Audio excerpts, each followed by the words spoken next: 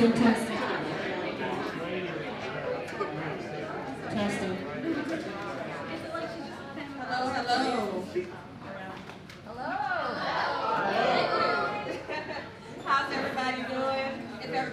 please take their seats so we could get started with our evening? Maybe. All right, thank you all so much for being here. My name is Sarah Harris. My pronouns are she, her. I'm the artistic director of Young Playwrights Theater, also known as YPT. By raise of hands, whose first time is it seeing a YPT performance? Whoa!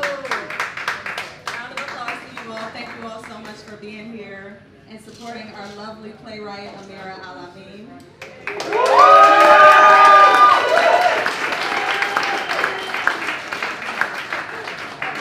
I've had such a joyous time working with Amira for the past few months over this season on Amira's play.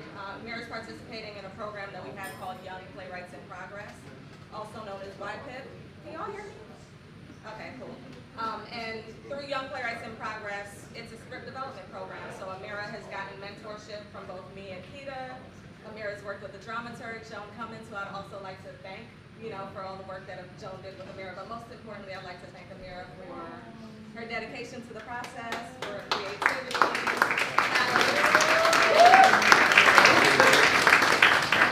and starting so many important conversations. I want you all to pay close attention to the themes of this play, pay attention to what resonates with you, what makes you feel something, and feel free to share that information. We will have a brief talk back at the end because Amira's play has grown into 2 acts rather than 1 act, so we're a little short on time.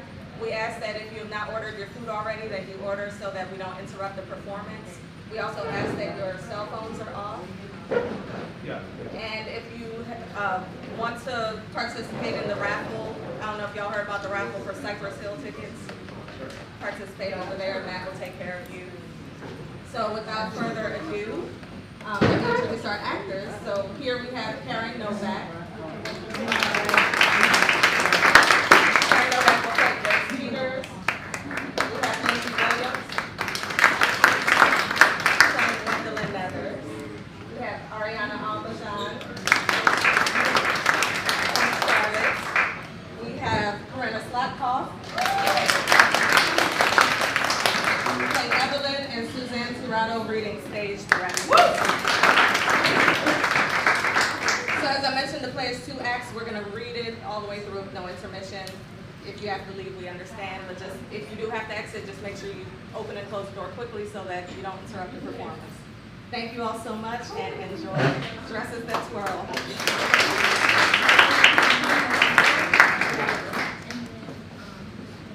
Dresses That Twirl, a play by Amira Al-Amin.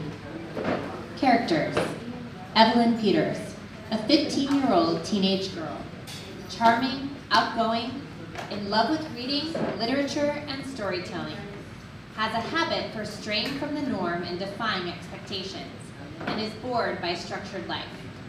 Charlotte Neathers, a 15-year-old teenage girl, poised, introverted, raised to be a lady, fears disappointment and the consequences of defying expectations, finds safety in structured life. Gwendolyn Neathers, mother of Charlotte Neathers, strict and must always have her way. Grace Peters, mother of Evelyn Peters, a source of support to Evelyn in her scene, respects and recognizes how much Charlotte means to Evelyn platonically.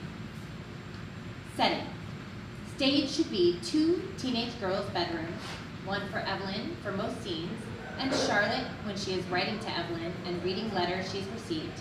The center should be a twin XL bed against a wall. The majority of the play will revolve around this bedroom and should be decorated as though the teenager is growing up in the midst of the 1960s.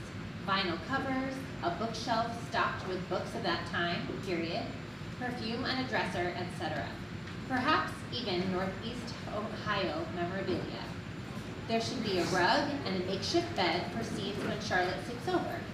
Stage left at one point should be a makeshift front porch for the scenes when Charlotte is obtaining the letters from Charlie McIntosh, and there should be a portion of the bedroom with a window and a blind for the shadow of Charlotte to be seen while she is on the phone with Evelyn. It would be beneficial if the sets were mobile, as the latter half of Act 1 is a wedding scene and Act 2 needs a hospital bed, and 2 separate dining rooms. The girls and families live in Akron, Ohio, with a move to Cincinnati for the Peters and one to New York City for adult Evelyn. Act 1, Scene 1. Lights up on Charlotte and Evelyn. Setting, September 1969. Evelyn and Charlotte are in Evelyn's bedroom. It is past 9 p.m., their usual bedtime, and they are in the midst of a sleepover. The girls sit facing each other on Evelyn's bed. Charlotte is in a cotton nightgown. Evelyn is in matching pajama sets and pants. Both of their hair are in rollers, and Charlotte is painting Evelyn's toes. Does this one have a happy ending? Yes. Well, to me. You'll like this one, I promise. Go on. The boys are all on an island, and they have to survive for however long they suppose they're there for. There's a boy named Ralph, who's just and kind and a good leader. Everyone likes him. And then Jack, who everyone's afraid of, but he's a good leader too, in a way. Well, how can that be true if they fear him? Well, people lead with fear. Imagine if Kennedy were he would lead with fear. You think zombies are scary? For the most part. I suppose you've never met one of them. And you have? Oh, get on with the story. All right, so they're split up into groups and they try to survive, but they become jealous of one another. Jack becomes jealous of Ralph because of how much people like him. And then there's Piggy, who reminds me of you. A boy named Piggy reminds me of you? No. Well, you just said No, okay, he reminds me of you because I remind myself of Ralph, and in my mind, Ralph and Piggy are best friends. Let me finish my sentences every once in a while, and you'll be a much more satisfied person. Now, finish your story. So, they start to believe that there's a beast on the island, and that becomes Jack's motive for people to join his team, that he'll kill the beast. Meanwhile, a boy named Simon talks to a pighead that tells him there is no beast, and that he'll be betrayed by the boys. But when he tells his friends, they beat him to death. Evelyn! Well, and many more things happen, but Piggy dies, and their conch shell shatters, and then they're rescued right before Jack and his tribe try to kill Ralph. It's a phenomenal story. Yes, William Golding's an excellent writer. What? Charlotte? You knew all along? My father read me that story when I was in junior high. And you let me go on? Oh, you were so excited to tell me about it. It was darling. Oh, darling. Oh, my mother says that all the time now. Cashmere's so darling. Puppies to make too much ruckus. Kittens are darling. What do you think of my toes? Why? They're darling. I should start reading books no one knows. You're too hard to surprise now. Now that you tell me everything, or now that I'm reading more books? Well, I've always told you everything. And I also take credit for your recent interest in books. I read books before we were friends, you know. Yes, but now you like them. You're welcome. Anyway, I'll read books no one else reads so that you'll be impressed by me for once. Like what? I'll look through my father's shelf. There's been one I've been interested in. Which? The Giovanni's Room one by James Baldwin. People read James Baldwin, Evelyn. Yes, but not in schools. And no one we know ever talks about him, so I'm assuming they don't read his work. I've heard my father talk about him. I think he hates him. And your father hates everything. And how is it that you know that? We've become close, him and I. Oh. Only when you aren't around, so don't bother asking him about it. Oh, well, I'm sure he's still awake. I'd love to hear his side of the story. No. Ruining my fun does you no good, by the way. You're wrong, Evelyn. How so? There is never a time when you don't impress me. You impress me with how long you wait to cut your toenails. No one sees them. It's easy to forget. Oh, well, next time you forget, remember poor Charlotte who enjoys painting her toenails and has to risk cutting her fingers to do so. You're assuming that I think about you enough to remember. Is this you admitting that you don't?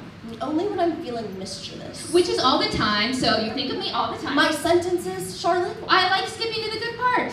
Good night, girls. Good night. You can have the bed tonight since my toes are still wet. Oh, an Adderall sacrifice. Ralph would be proud. You're welcome, Piggy. Oh, Turns off the light. The room is now dark. Charlotte tucks herself into Evelyn's bed, while Evelyn wraps herself in a comforter on top of a makeshift bed on the floor. there's more room now that you're not here. You can tell me you're lonely, Charlotte. I won't be mad. Would that make you happy? It would. I suppose I'm lonely then. Too bad. Good night, Evelyn. Good night, Charlotte. Blackout. Act 1, Scene 2. Setting. The girls flood into Evelyn's bedroom once again. Charlotte is dressed in a cheerleading uniform, Evelyn in a long skirt and thick sweater. She collapses onto her bed as soon as she enters. Can I show you now? No. Evelyn! Charlotte, I'm tired. A whole week of school has taken its toll on me. I've got wrinkles and a headache and like a tumor and my knees hurt. There are people in the world right now with all of those things who would trade you for your smooth skin, tumorless brain, and knobby knees. Who told you my knees were knobby? The girls in home ec were talking about you. Oh, bitches. And I bet you defended me in my honor, praising my knees for being perfectly formed. I was the one who said they were knobby. Yeah? Yeah. Standing, rapidly taking her skirt off until she is only in her underwear and tights. Evelyn! It's research. Put your skirt back For on. home ec, tell all the girls. Stop it. Tell all the girls about my knees.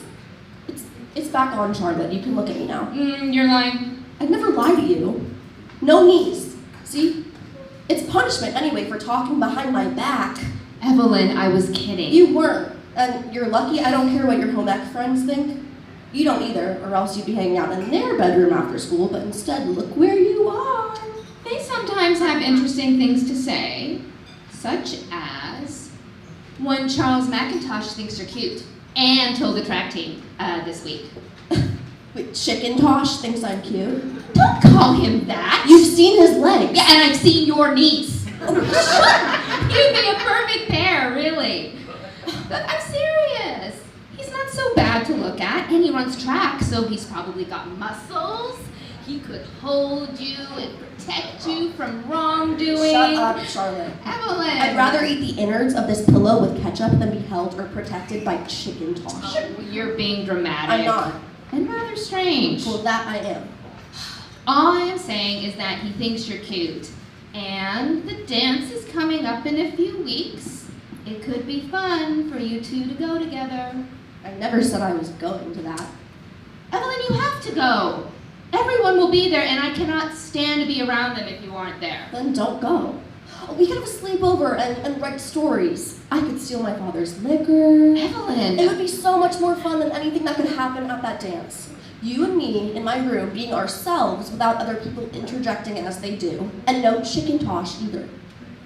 Michael Susan already asked me today, and I told him I'd go. What? Oh, and he and Charlie are such good friends. Is what Charlie said about me even true?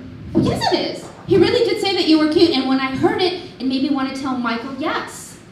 Look, it could be fun, the four of us. We could go to the diner and get milkshakes afterwards and all hang out.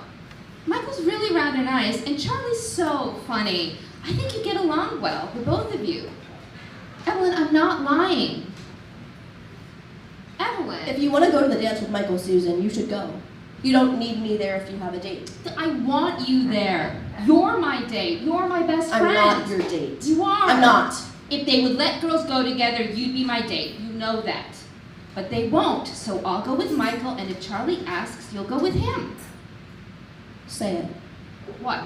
Say his actual name. If Chicken Tosh asks you, you'll go with him. Maybe. Maybe.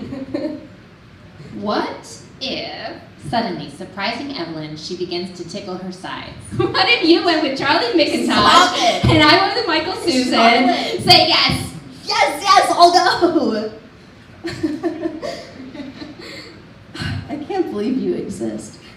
What do you mean? I can't believe you exist. I haven't been tickled since I was 8 or something, and here you are doing it. You make me remember myself. Oh, we're intertwined, you and I. I suppose we are. Can I show you now? What? God, if you must. Okay. Count of 4, but in time. 1, 2, 3, 4. Fade to black. Act 1, Scene 3. Setting, Evelyn's bedroom. The girls stumble in, clad in dress wear. Charlotte wears a soft pink dress that ends at her knees, white tights and black kitten heels. Her hair is curled and pinned up, slightly messy from the night. Evelyn wears a knee-length dress, brown and velvet, with matching heels. Her hair is down to her shoulders, curled at the end, and held back by a black headband. and Evelyn's hand is her father's whiskey. Close it quiet, Evelyn. She slams it. They pause, scared, then glance at each other. A beat passes. They are overcome with laughter. Charlotte. Charlotte. I know. Watch this. Charlotte chugs the bottle for a beat, then quickly hands it back to Evelyn. Your turn. No way. I love this feeling. Me too. I can't stop smiling or laughing, and I feel it in my face, but it doesn't hurt. I can't believe tonight is still happening. I can't believe I slow danced with chicken. What a drag. Aw, you look cute together. No, we did not. You did. Charlotte, he was soaked in his own sweat. Oh, I could feel it through my dress when he held me. It was awful. You don't have to be nice about it, Charlotte. I'm sure we looked ridiculous. Well, he did seem scared. Wait, of me? Well, he should be. Well, I quite like dancing with Michael. He was graceful. Graceful? When one moves lightly, as if through air. Oh, thank you for that lesson, Miss Leathers. You're welcome. I wish that we had danced together. To one of the fast ones? No, Do you know how to slow dance? not really. They're boring. Up. I'm gonna teach you. How to slow dance? I don't think. Okay. If you're the girl, you put your hands here, Charlotte puts Evelyn's hands on her shoulders. and he would go here. Charlotte's hands are on Evelyn's waist. Then you just step around to the beat. There's different ones. I know that. But for now, we can just step around. Maybe he'll get fancy and then bring you back. Sometimes he'll come close. Charlotte steps forward, fully wrapping her arms around Evelyn's waist. Evelyn's arms should be around Charlotte's neck. You're going too fast. Oh, okay. Better? Yes. Good girl. What's a song you wish they'd played tonight? Maybe that Beatles one? They played Twist and Shout. You hate that one. What's that one where they're talking about friends and places or something? God, Charlotte. Oh, Charlotte. I can't remember the title, but. The girls continue humming In My Life by the Beatles continuously. Evelyn rests her head on Charlotte's shoulder. Are you bored, Evelyn? How could I be? We should have done this. Done what? This. At the dance. This is what I wanted to feel. You're who I wanted to do this with. The girls stop dancing. Would you have kissed him? Who? Michael, if he tried, would you? Do you think you'd let him? I don't know. Would you let me? If I tried? Do you want to kiss me, Evelyn? I can't think of a time when I didn't.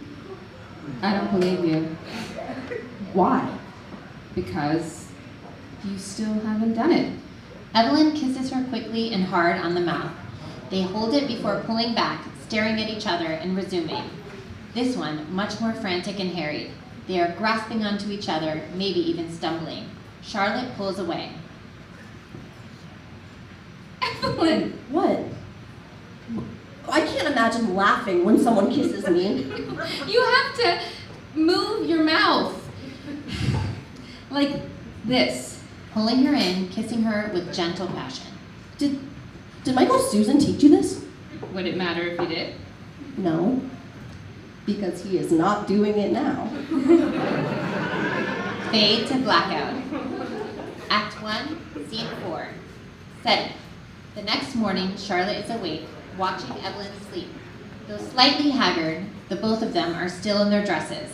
After a few beats, Evelyn stirs, beginning to wake. Are you awake?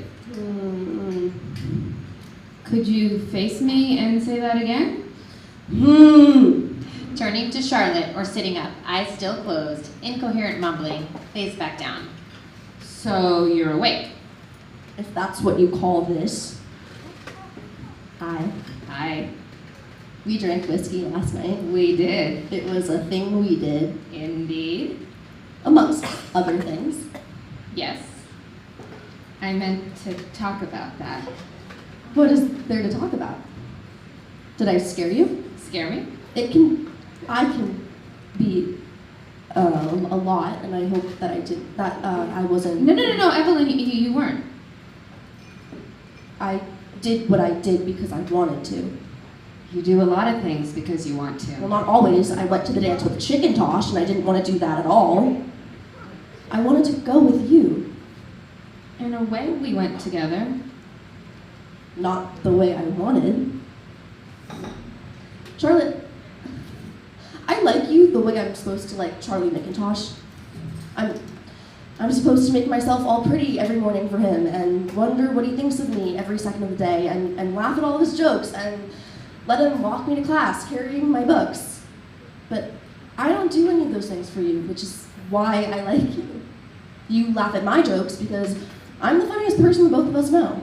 And paint my toenails, even though I don't cut them, and have never judged me for being myself, which means that I have no choice but to do so when I'm around you. And I don't have to tell you this because everyone else already does, but Charlotte, you are so beautiful, it hurts to look at you sometimes.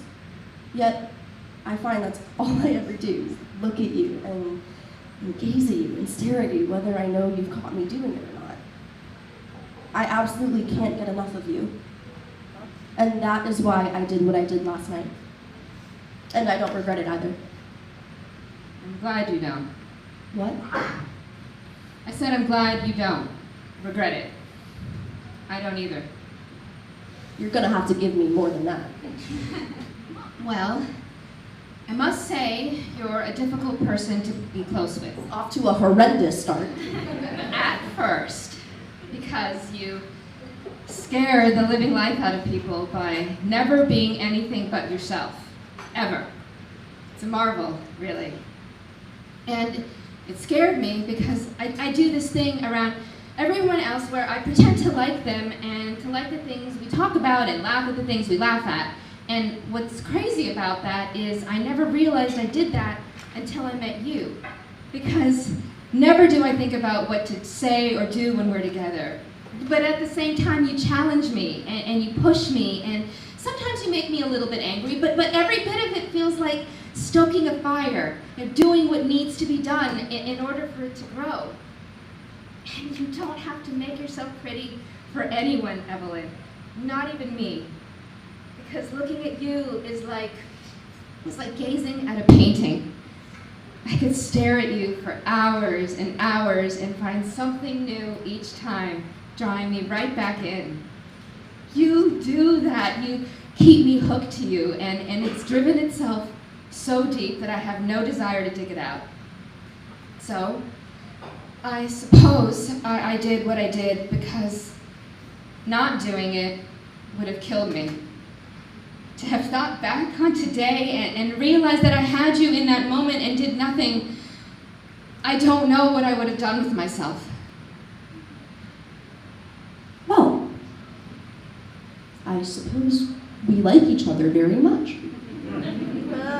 I would agree with that statement. I suppose that means I can do things like this without convincing myself not to. Charlotte takes Evelyn's hand. If I let you. You wouldn't. And I can do things like this without convincing myself not to. Evelyn kisses the back of Charlotte's hand. I don't think there's ever a time when I wouldn't let you. Kisses her hand again and lays in her lap facing upward, their intertwined hands resting on her chest. I have a story. Oh? Do you want to hear it? Oh, I'd love to. It's called Pride and Prejudice. A bit early for the title reveal. Yes, because I really want you to know this one. There's two people, and well, some others, but they're of a different importance. Elizabeth is charming, witty, and desirable, very similar to myself. I'm noticing you didn't say humble. The other is brooding, calculated, a bit awkward. Mr. Darcy, that would be you. Evelyn, you always name me as these good-for-nothing, abysmal characters. No, you don't get it. In the book, Mr. Darcy and Elizabeth are so in love they can hardly stand it. They almost hate each other because of it. They do their best to hide it and fight it, but they can't resist each other. Well, that sounds familiar. I never want to quit you. Then don't. Fade to blackout. Act 1, Scene 5. Setting, Evelyn's bedroom. The girls are sitting on Evelyn's bed, homework books laid in their laps. Sporadically, they glance at each other and try their best not to smile. After 4 to 5 beats, Evelyn lifts her book and lays her head in Charlotte's lap. Hi. Last week was close with your mother. Like, I can't believe she lets you come over after that. She's stupid. She is her daughter's mother? I'm stupid? No more trigonometry answers for you then. No! I'm glad, now at least, to know you've been using me. All of this was a ruse. Evelyn nuzzling Charlotte's shoulders softly. Never a ruse. Charlotte grinning, kissing Evelyn lightly on the mouth. Never a ruse. You're very bad at pretending. What do you mean? In school, I've noticed you staring at me. You'd always stare. Really? Yes, really. My sentences. As I was saying, you'd stare at me as though, what was it you said? As though you're staring at a painting. Evelyn. Like, you could stare at me for hours and hours and never, no, and find something new each time. That's how you stare at me. Oh, would you rather I didn't? Look, I quite like feeling like a painting. Oh, it suits you. But you make a good point. What? We should get better at pretending. Why? Because if not, we could get in trouble. And I don't want that. Neither do you. So, let's practice. Talk to me like you've never kissed me before. I'd rather not. Like we're in the cafeteria, surrounded by people, and have to hide it. I don't want to hide it. Hi, Evelyn. Hello, friend. Just friend. This isn't funny. It's not a joke.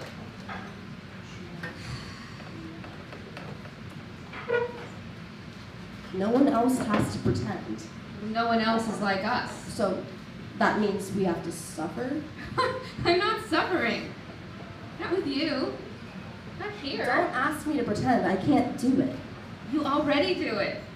You've never kissed me in public, never held my hand, we've never gone steady to the movies alone. That isn't pretending. What is it? Hiding. They're very similar. Almost the same. That doesn't mean I want to do it. I don't want to do it. Not at all. Do you? What matters is that we don't have to do it here. I'm not trying to upset you. Well, you have. I'm sorry. Do you like it, Charlotte? Being a secret? If the only other option were nothing, I would choose this. Always. But I can't imagine a world where we aren't. I can. What's it like? The same as this. Chicken Tosh is there. What's he doing? Chickening as best he can. Oh, that's good to know. Everything is right so long as Chicken Tosh is in the world. A necessary evil. Charlotte, Yes. there was never a before. Earlier, you said to talk to you like I've never kissed you before. There was never a before. It was always this for me. I don't know what to say to that. Just hush your pretty little mouth. Let me do all the talking. There's an after you and me. I don't want it. Just this. Forever. That was good. I like that. Good. They are gazing at each other, holding hands. Sometimes I wonder how long we have. Really? Does it scare you that I think about that? No, I don't think so. It scares me more that we could run out of time. That we could die? I'd be okay with that. If dying? What about the rest of us left here without you? You'd figure something out, I'm sure. Or you can just miss me forever. I always miss you. Even now? Charlotte nods. If possible, the girls move closer, lying against and with each other. Fade to black. Act 1, Scene 6. Setting, Charlotte's bedroom. Gwendolyn is sitting on her bed, impatiently waiting for Charlotte to return. She checks her watch once or twice before Charlotte's door opens and she enters. Hello, I'm on time. Charlotte. Yes. Do not enter a room without greeting those already in it. Charlotte stands awkwardly by her door, her books still in hand. Gwendolyn stays seated, watching her daughter expectantly. Hello, Mother. Is there a matter to discuss? Indeed. You're familiar with the Susans. They're extremely pleasant. Well, the mother. Alice is the secretary of our club. Very obedient woman, follows all commands I give, and is simply the most reliable of all that serve. She has a son, Michael. He's a year older than you. We went to the dance together. A state qualifying athlete, president of your school's debate team. His father graduated from Cornell University in New York, and he's set to do the same.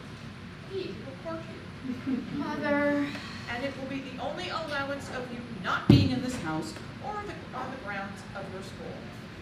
I hope you enjoyed your time with Evelyn Peters this evening. There will be no more of it. Why? Why? Charlotte, shame is a very ugly feeling, but it is necessary if one wants to build morality.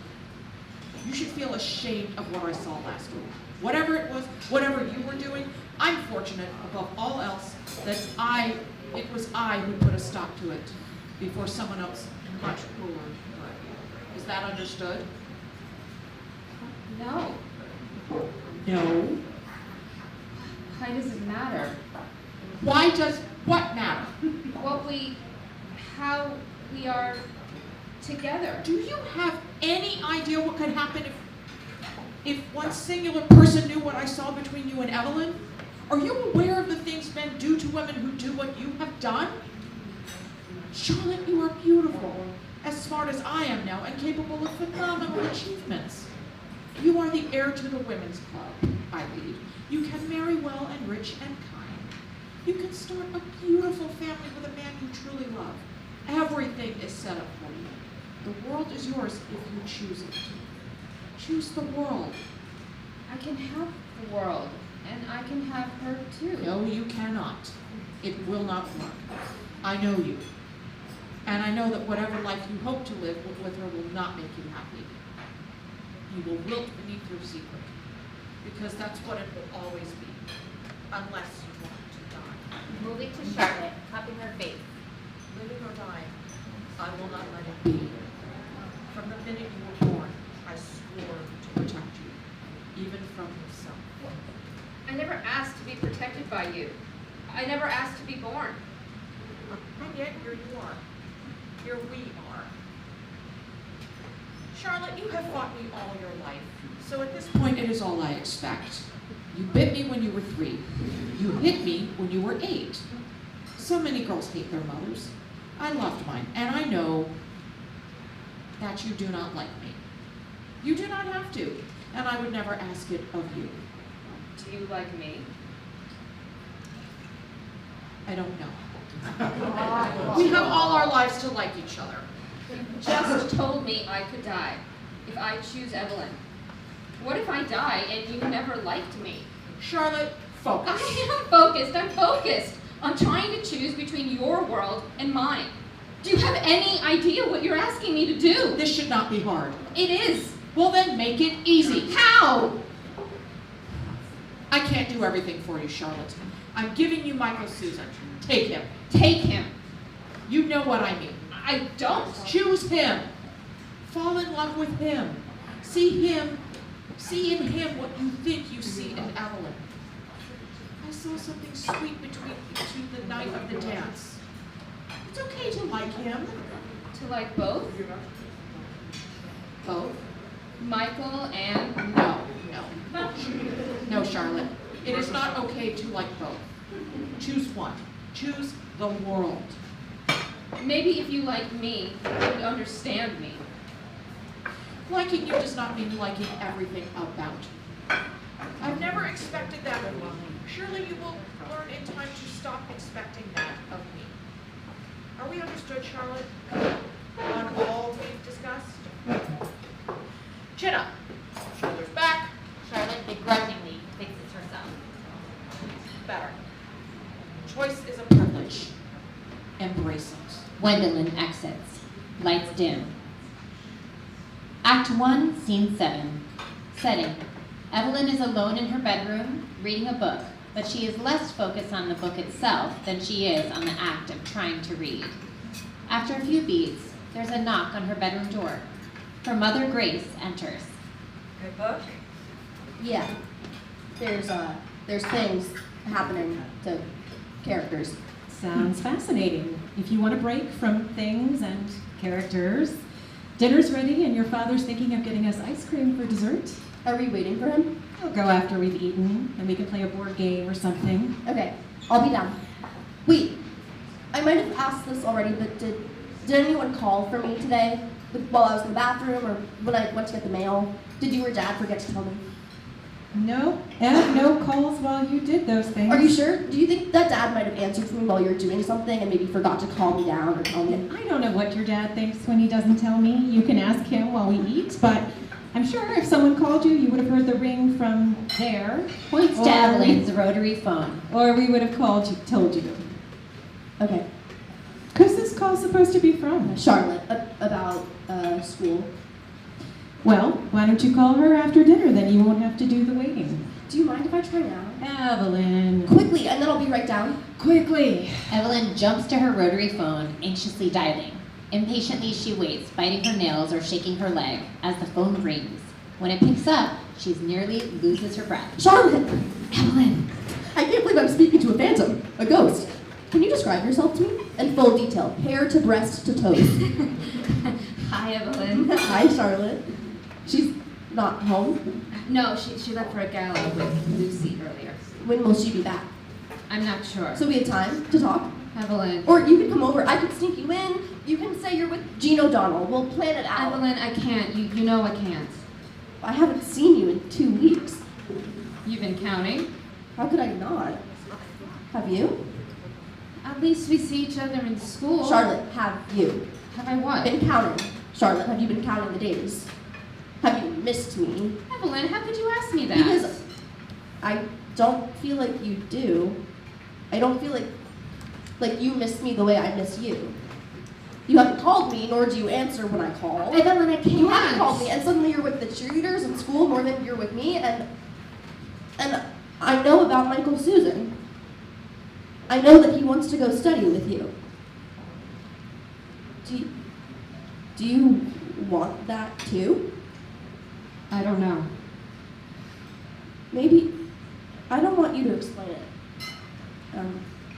I miss you. I miss you so much that you're all I ever think about, really. More than books.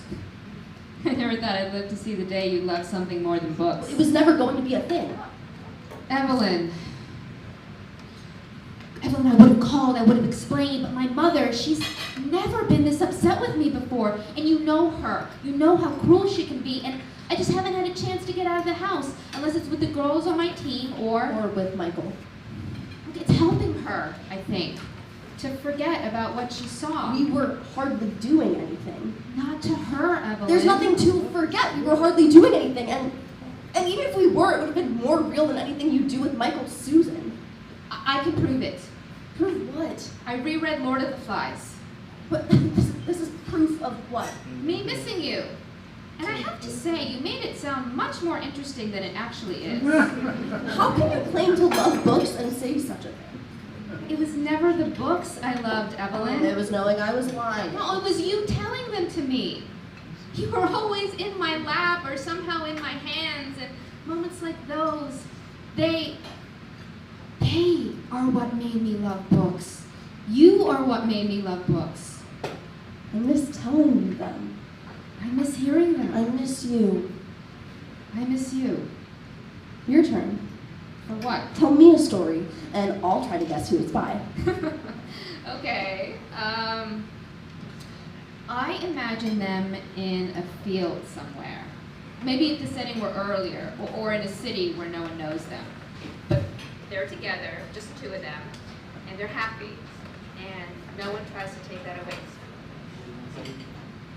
West Side Story? Nope. Give me a hint.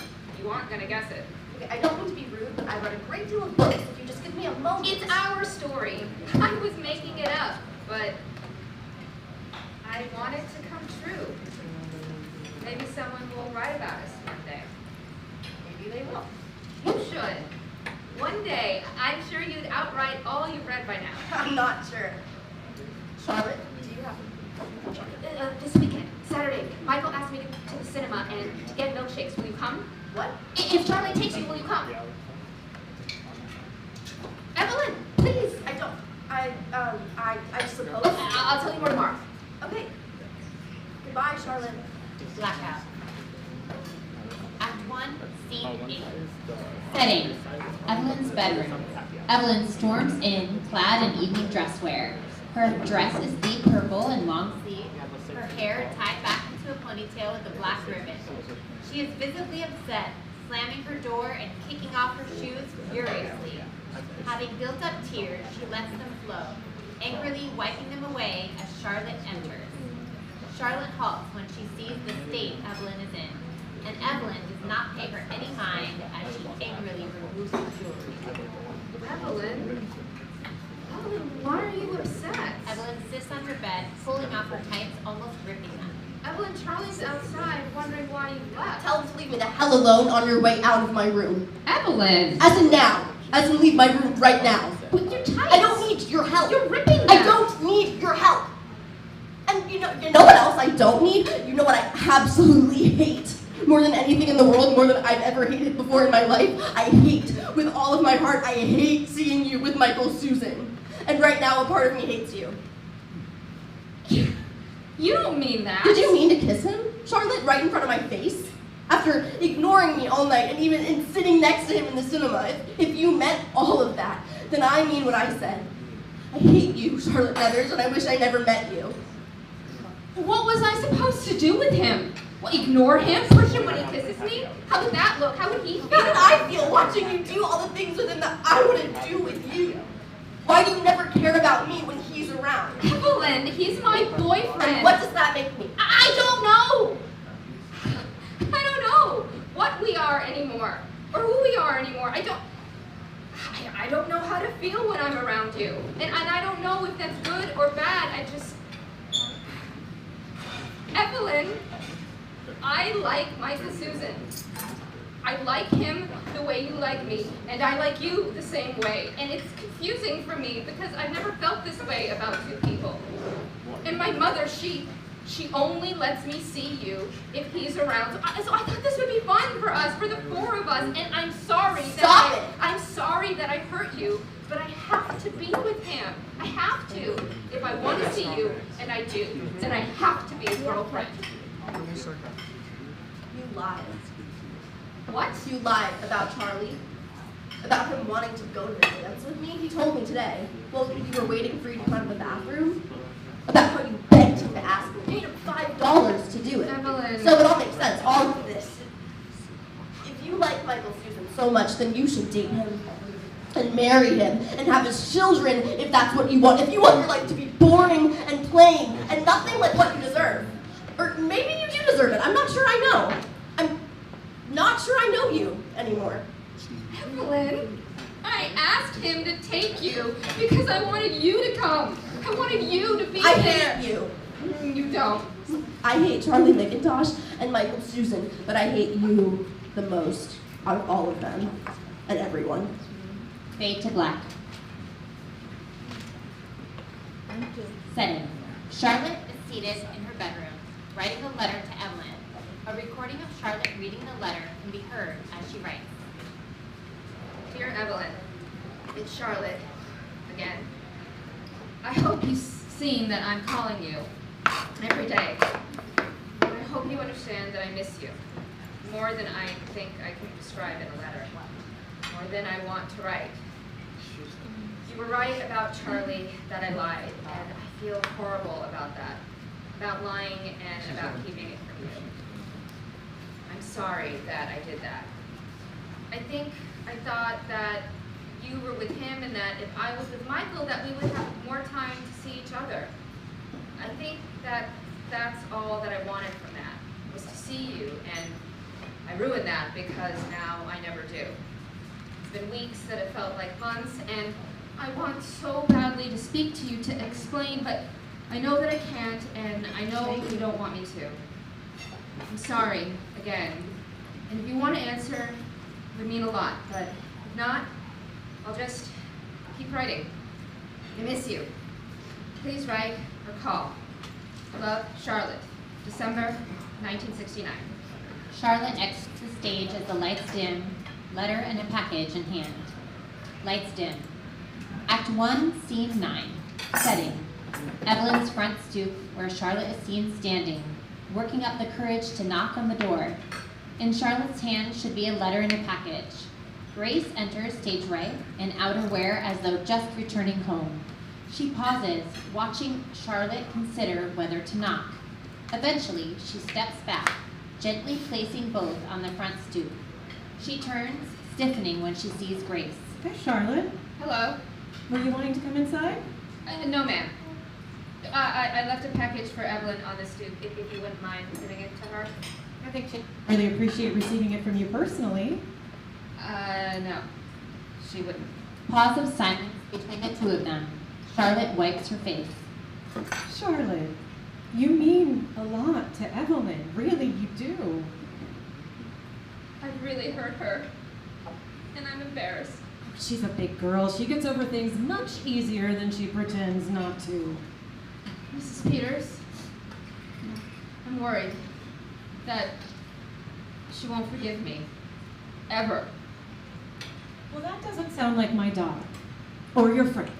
So I'm not quite sure who you're referring to. She would say that too. Good to know her and I are so similar. You should come inside. Have dinner with us. I can call your mother. Charlotte. My mother wants me home if I'm not with Michael Susan or one of the girls from the cheer squad. It's a new rule. Are you not allowed here? Why? Well, where does she think you are right now? Walking home from Jean's. I see.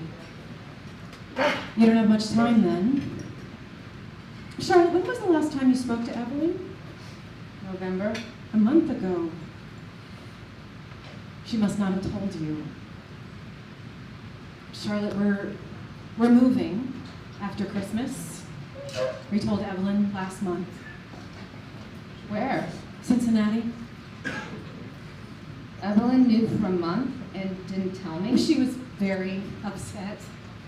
She was very upset and didn't tell me. I really think if you come inside, the two of you will have a lot to talk about. May I come in? Grace smiles, walking to the door and letting Charlotte inside. Lights dim. Act 1, Scene 10. Setting. Evelyn reclines in her bedroom, reading Giovanni's room. A knock sounds on her door. I'm reading. Charlotte enters, the gift and letter in her hand. After a few beats, Evelyn looks past her book and notices Charlotte. Slowly, she sits up. Your mother let me in and said that I could come up. I wanted to leave it with her, but she told me I could. Your birthday is tomorrow, so Handing her the package. How did you... I lied to my mother. But she'll... She'll never know. She thinks I'm with Jean O'Donnell. What is this? The point is to open it, and then you'll know. Letting herself laugh, she sets her book down and unwraps them. There are 3 books, The Bell Jar, The Feminine Mystique, and Giovanni's Room. Shocked, Evelyn looks them over, running her fingers along the cover. I'm already... I bought it for you the night you told me that you wanted to read Baldwin, then the others afterwards. If you want to return it, I can give your mother the receipt. No, it's... And The Bell Jar is about Sylvia Plath. And people say she was crazy, but I thought you might like her. She stuck her head into an oven and died. And then the other one is feminism, about how women should be the same as men. But it's more than that, I think. I thought you might like that too.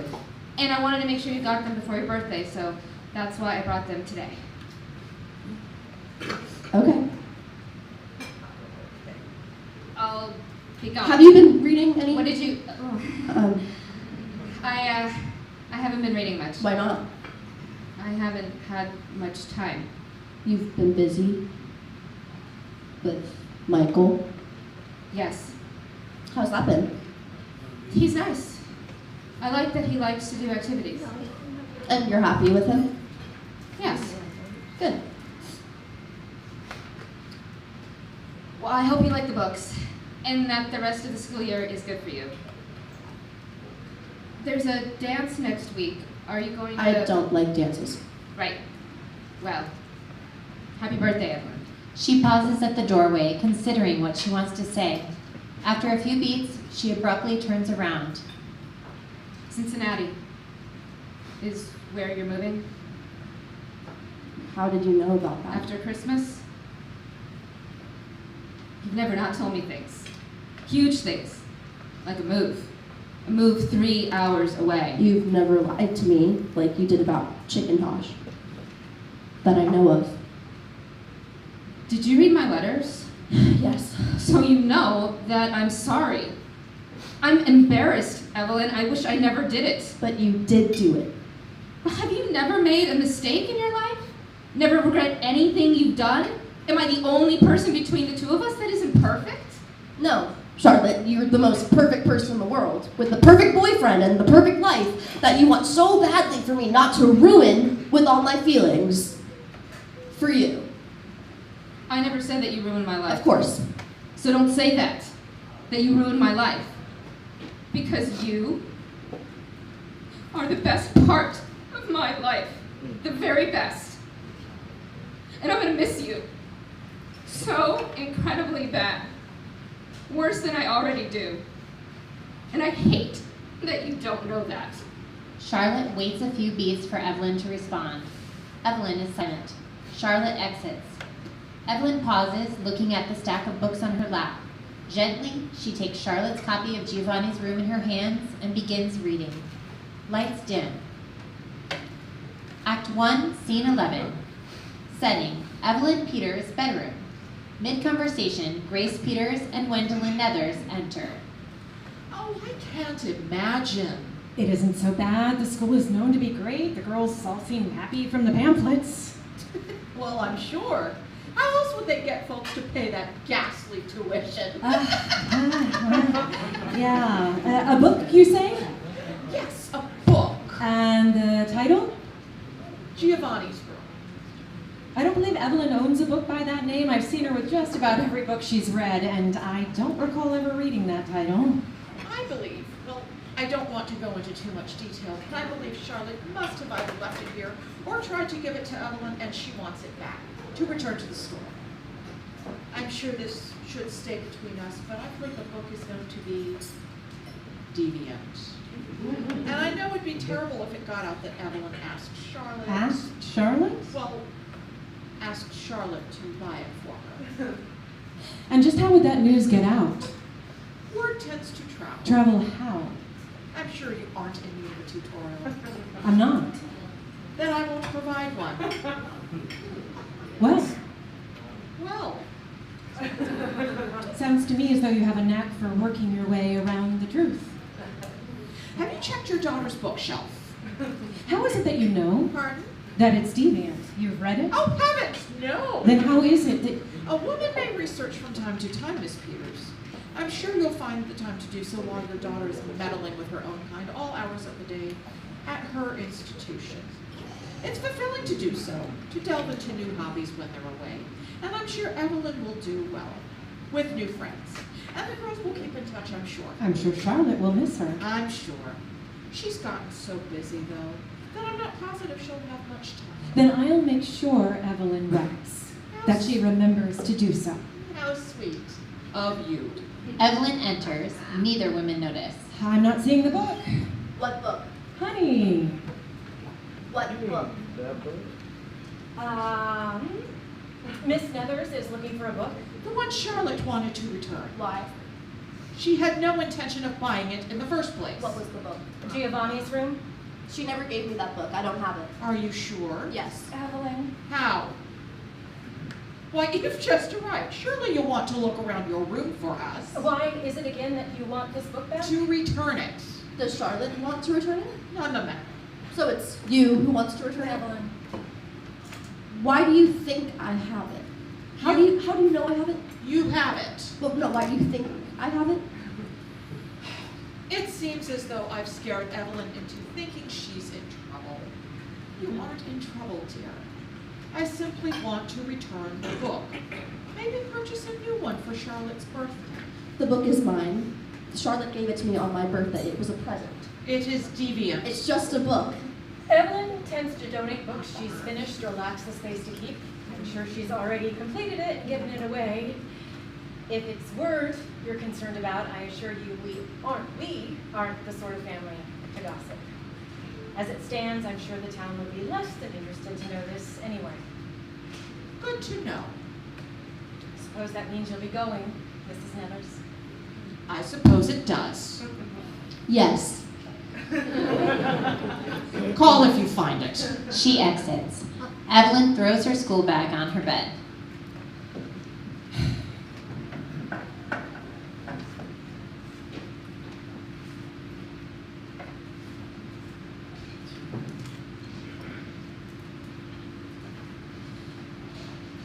Evelyn, I hate her. well, of course you do. But why did you lie to her? Did you lie to her? Of course I did. Why? Because she did first. Charlotte doesn't want her book back. It isn't even hers. It was a present. She wants to pretend like Charlotte never gave it to me, like we were never Well, friends. why would she want to do that? Because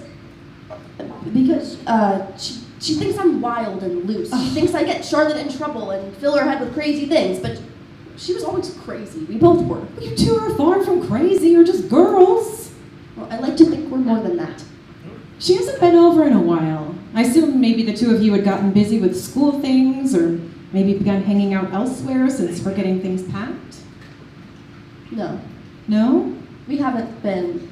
I haven't seen her in a while, Charlotte. Did... Nope. No what, Evelyn? No, nothing happened. No, I don't want to see her again. No. I want to move far away from this town. Oh, something happened. Nothing happened. Something secret and too bad for you to tell me. And lucky for you, you don't have to tell me. You don't ever have to. But what you do have to do is decide if it's worth it to be angry with her for as long as you are, and to move and maybe never hear from her again. Because that's what happens, Evelyn. When you leave a place that has people in it that you love, you create so much space between you and they feel very far away. And that's the saddest thing a person can feel. So I want you to think about that. If you want to feel that way about Charlotte after all you've been through and all she means to you, and if you decide to never speak to her again after all of that, then I will respect that and love you still. And if I don't, Then Charlotte will still be in your life, and I'll love you regardless. what about respect? Yes, that as well. Grace exits. Evelyn sits thinking. She reaches under her bed and pulls out both copies of Giovanni's Room that she owns. Whichever one is Charlotte's, she starts to read.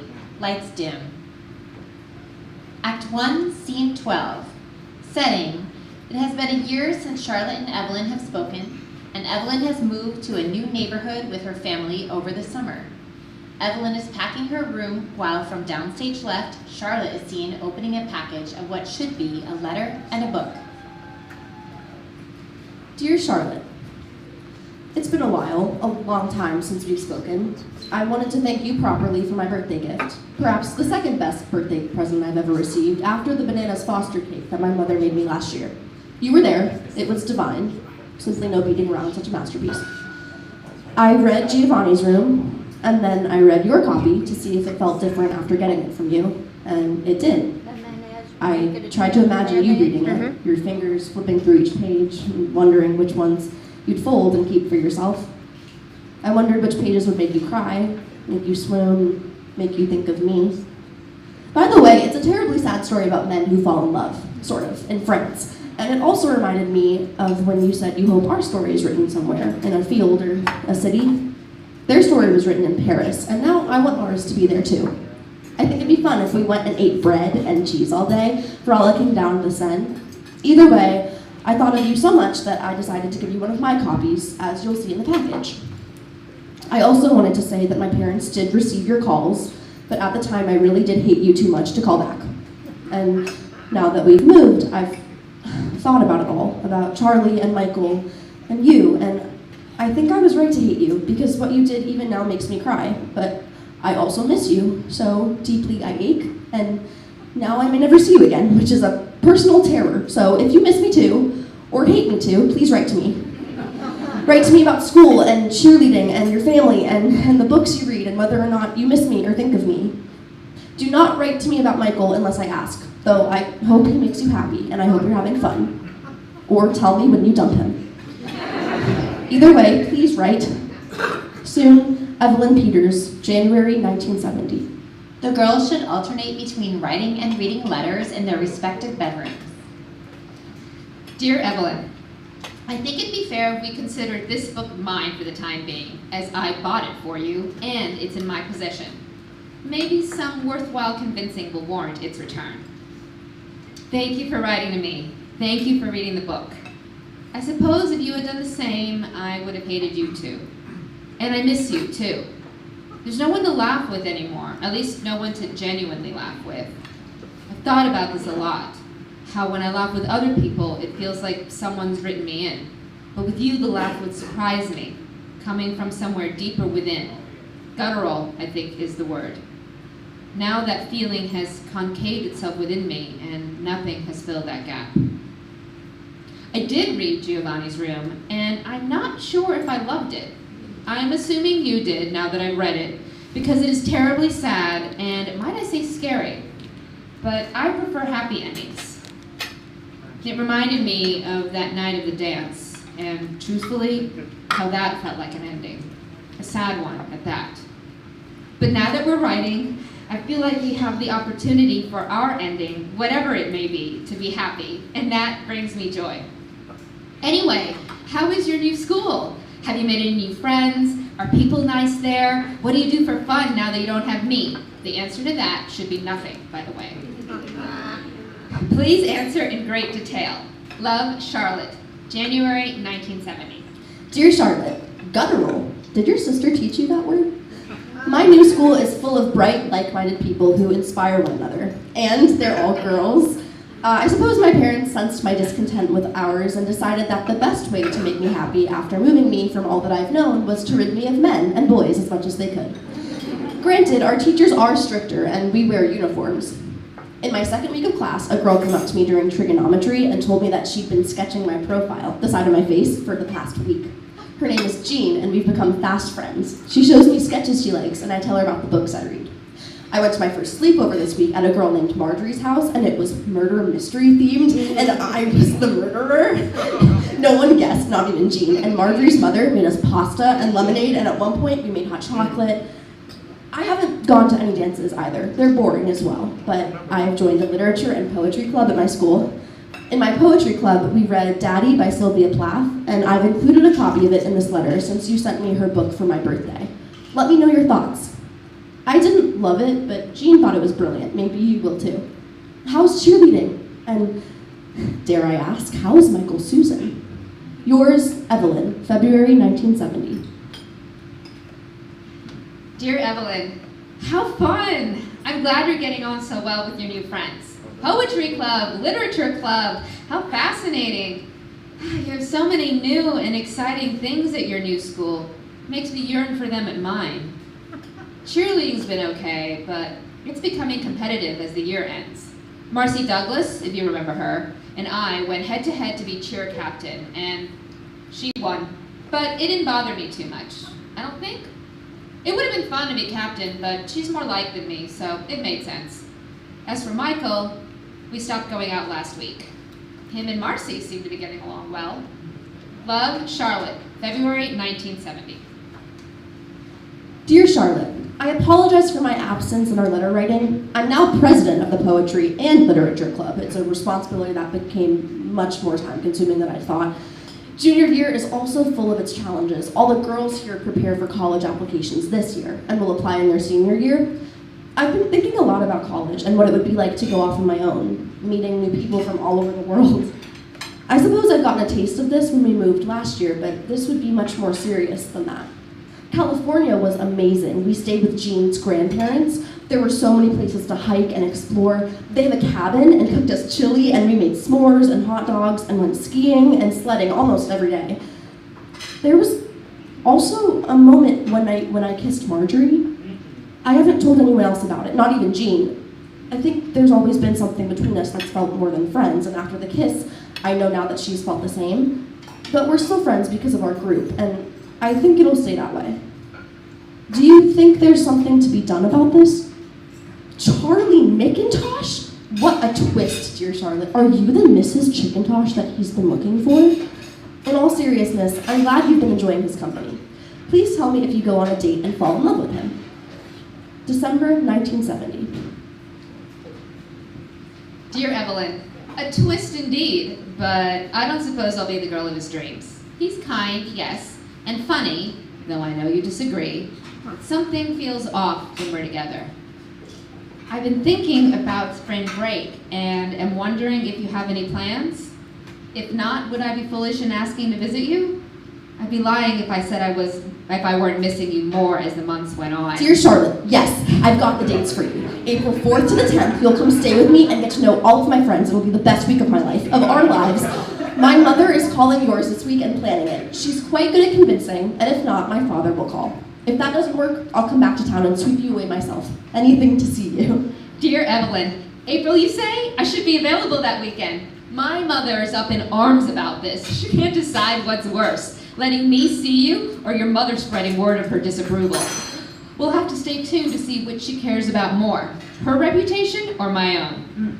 Either way, I hope to see you soon. I would love to meet your friends. Jean seems wonderful. I'll be counting the days. Love, Charlotte. Lights dim on both girls. Act 1, Scene 13. Setting, Evelyn Peters' new bedroom. Evelyn sits dialing. From the other stage, Charlotte can be seen reading a book, but is distracted by her glances at her rotary phone. Evelyn finishes dialing. Charlotte hears the ring and immediately answers. Evelyn? Hi. Hi. You're upset. Clearly, Charlotte. Well, it's not what we wanted, but at least it's something. At least I hear your voice. Your mother's probably listening downstairs. Let her listen. You're bolder. I've always been bold. Confident and stubborn, yes, but never bold. Perhaps you were bold. Perhaps. So, tell me everything. About your life. Tell me about Cheer and Michael and the Cotillion and Charlie and any other boys. My life isn't all boys, Evelyn. Then tell me that. I've missed that. My laugh? Making you do it. Well, Marcy's cheer captain, plus Michael's football captain, so they make a lovely pair. Incredibly popular with both of them. I'm sure they make each other happy. They won Homecoming Queen and King last year and are set to wing it for spring formal, I'm sure. Unless you and Charlie swoop in and take it. Evelyn, stop it. What? You make me sound so loose. You aren't. Okay, not loose, but boring. I just don't want you to think of me like that I just go steady with any boy like it doesn't matter. I don't think of you like that. Good. It isn't a bad thing to get boys' attention, Charlotte. You've never acted like it's been. Because it didn't matter then. So why does it now? Because we're older now, Evelyn, and forget it. Well, it must be fun to get their attention, to flirt and to date as you do, and you shouldn't be ashamed of such a thing. I've told you once, and I'll say it again, Charlotte, you are beautiful. It's as common as the sky is blue and that birds fly. Not all birds fly. The ones that matter do. Chickens, turkeys. There's a reason why we eat them. You're ridiculous. And you missed it. I have. So, you? Me? Any boys? Any flirting, dating? Evelyn, why not? I don't quite like being around boys. So what are you to do? What do you mean? Well, how are you to fall in love? Boys aren't the only... they're also brutal and boring boys. Girls, they're intelligent and want to better themselves for themselves. It's easy for me to be around them that way and to click with them. That's good. You didn't respond about Marjorie in my letter. Evelyn. I read them, and I know that you didn't. You said you're excited for Jean, but not for her. You said nothing for her. I don't think we should talk about it, Evelyn. Or I don't think I have anything of importance to say. I'm not sure, You're my friend, Charlotte. Of course I am. And I wanted your advice as my friend. But I'm not sure what to say about you kissing a girl and liking her. You should understand this by now, Evelyn. I don't know what to say about these things. How to feel about them. You talk of Michael. Evelyn. And you talk of Charlie, but as soon as I open my mouth about Marjorie, you suddenly have nothing to say. It's different, Evelyn. You know that. How? How can what you feel about them be different from how I feel about Marjorie? How I felt about you? How you felt about me? Or was there nothing to begin with? Speak to me. Of course there wasn't nothing. Of course there was something. But Evelyn, what do we call it? What we did, what do we call that? That thing that upset my mother so much that she won't let me see you again. I've never been so scared, so unhappy as I am now, and then I made it worse by trying to fix it, and now you feel gone. Because you have this new life with these new people, and you're a new person, and I don't know what to call it. The thing that was so incredible and yet almost ruined my life. I ruined your life? No, Evelyn. So it is nothing, then, how you feel. You feel nothing. I didn't say You that. didn't say anything. You never do. You never. This wasn't.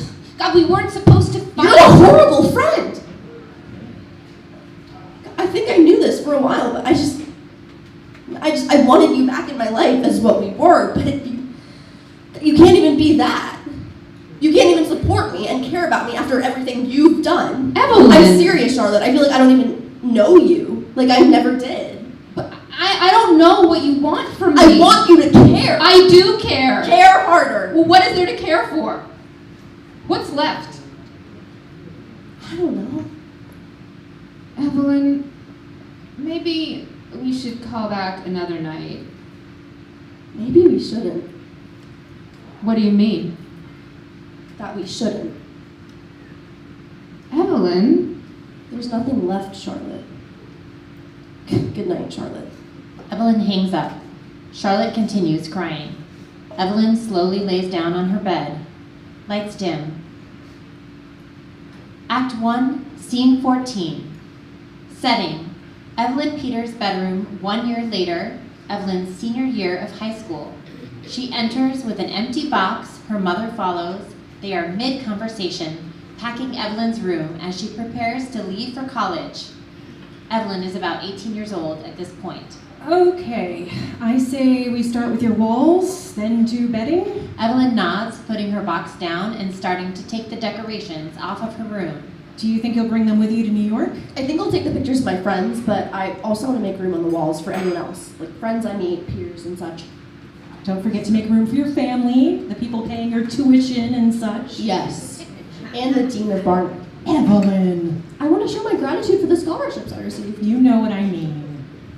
We'll miss you when you're away in the city. I'd hate it if you forgot all about us. I won't forget. All right. You're excited though, aren't you? Of course I am. It'll be scary though, I think. Like starting over again in a new city, but I think a lot of people will be doing the same since it's New York, and a lot of people are from out of town. That's right. So I won't be the only one, like I was here. You adjusted quickly enough here. Yes. Thanks to Marjorie and Jean and Lois. You'll write to them? We promised each other we would. They'll love that. I'm so glad you met such nice girls after having to leave Charlotte. I felt so bad for the two of you, but you seem to have adjusted well with the move, probably because of the letters.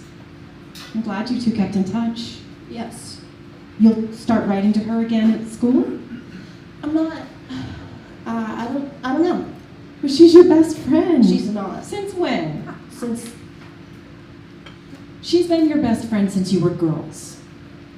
Well, Well, people change. It's hard when you go to different schools. And I'm sure she's going somewhere far too. her mother said she isn't going to school. What? She's engaged.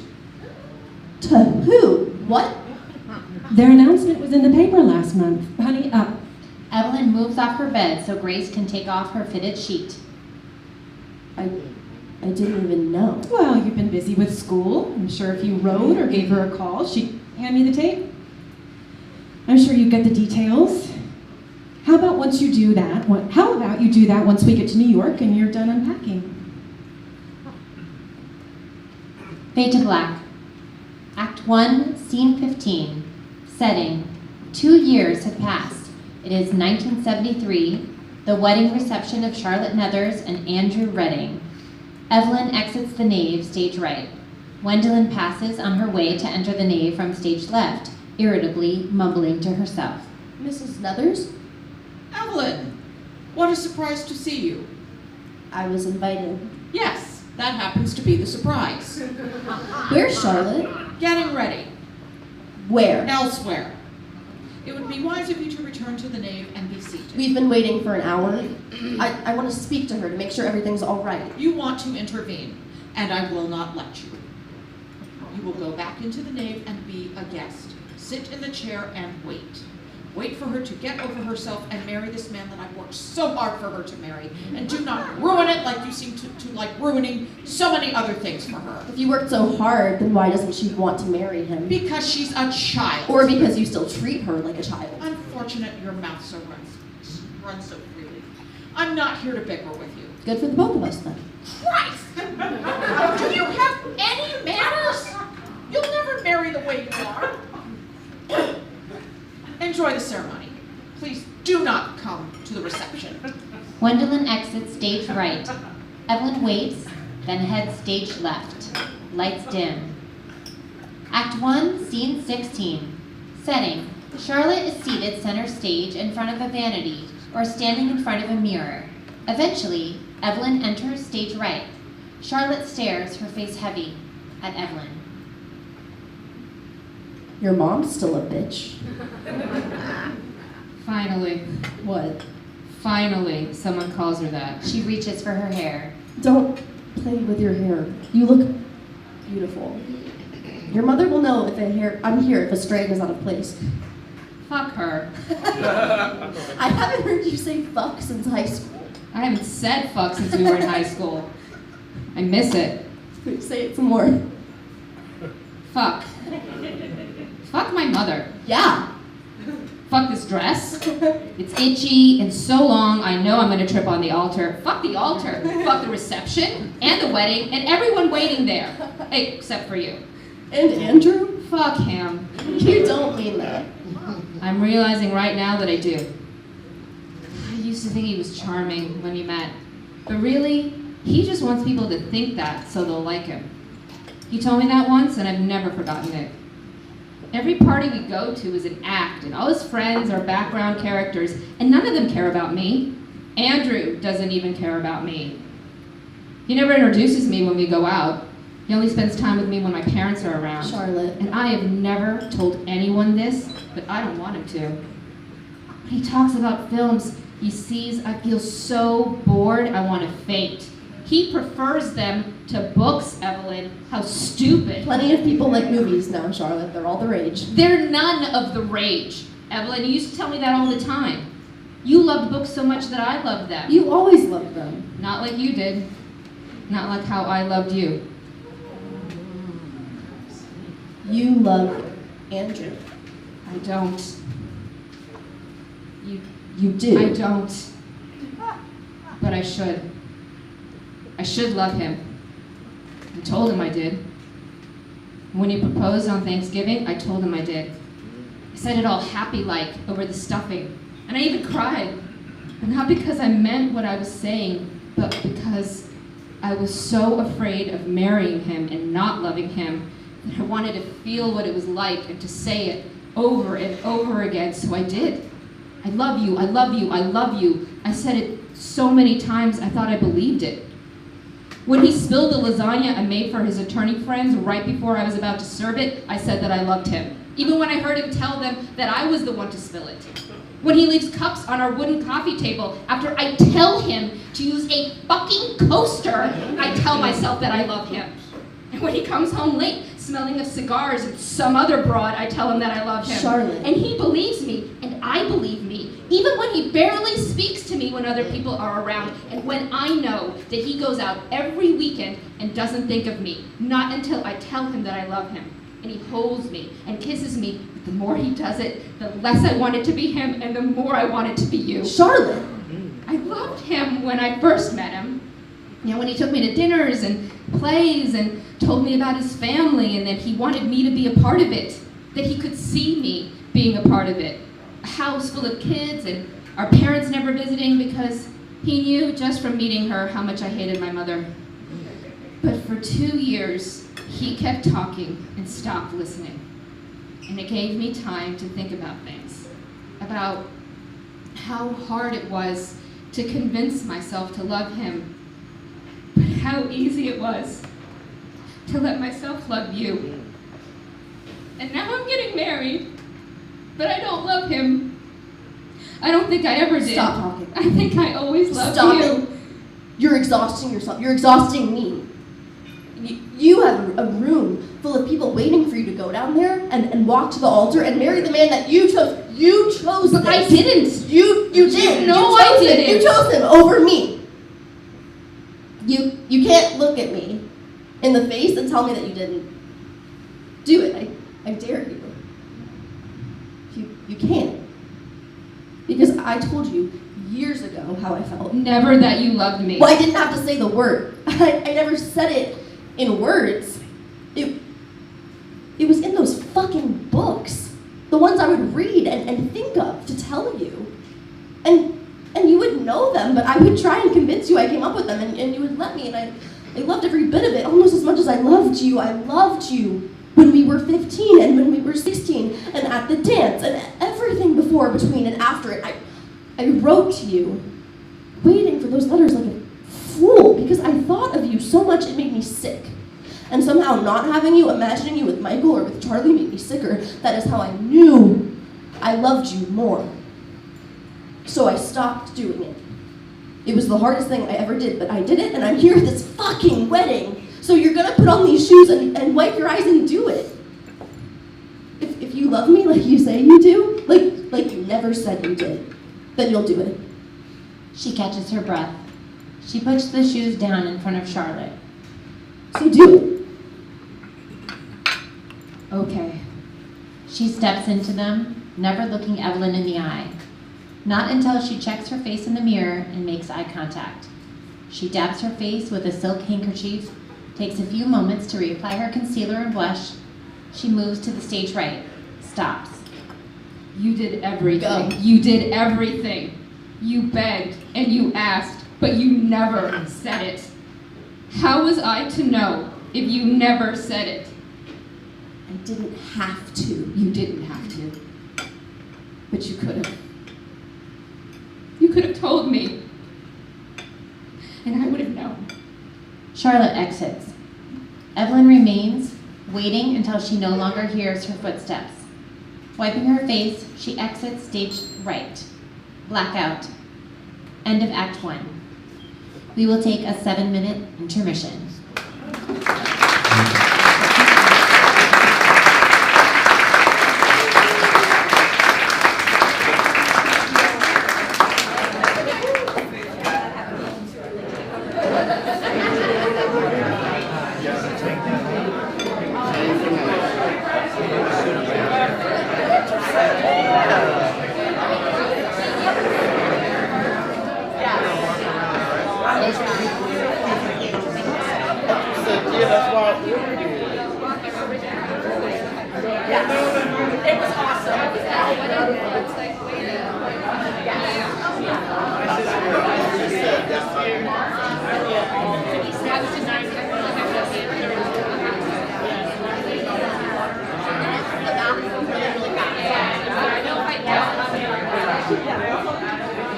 There were a bunch of airplanes over town.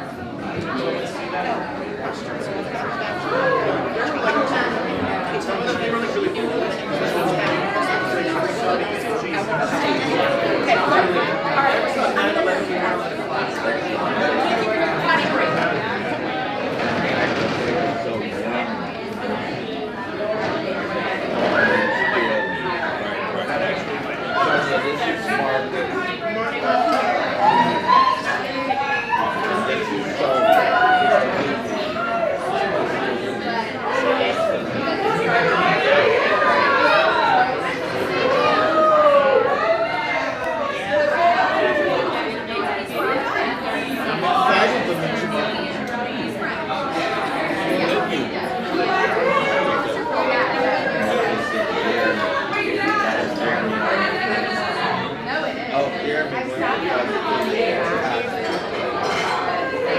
met Jeremy.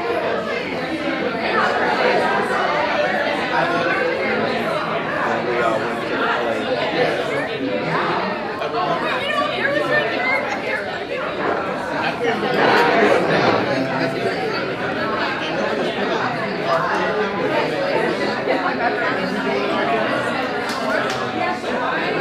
we just have to find more opportunities. It's been so much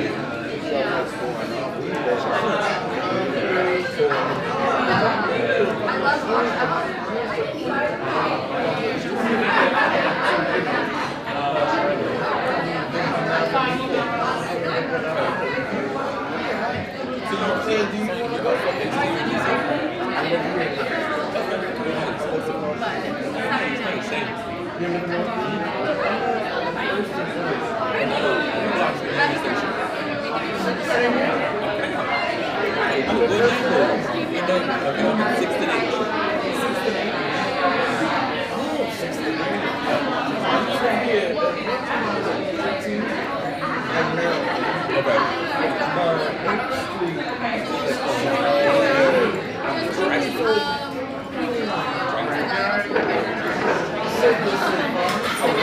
on.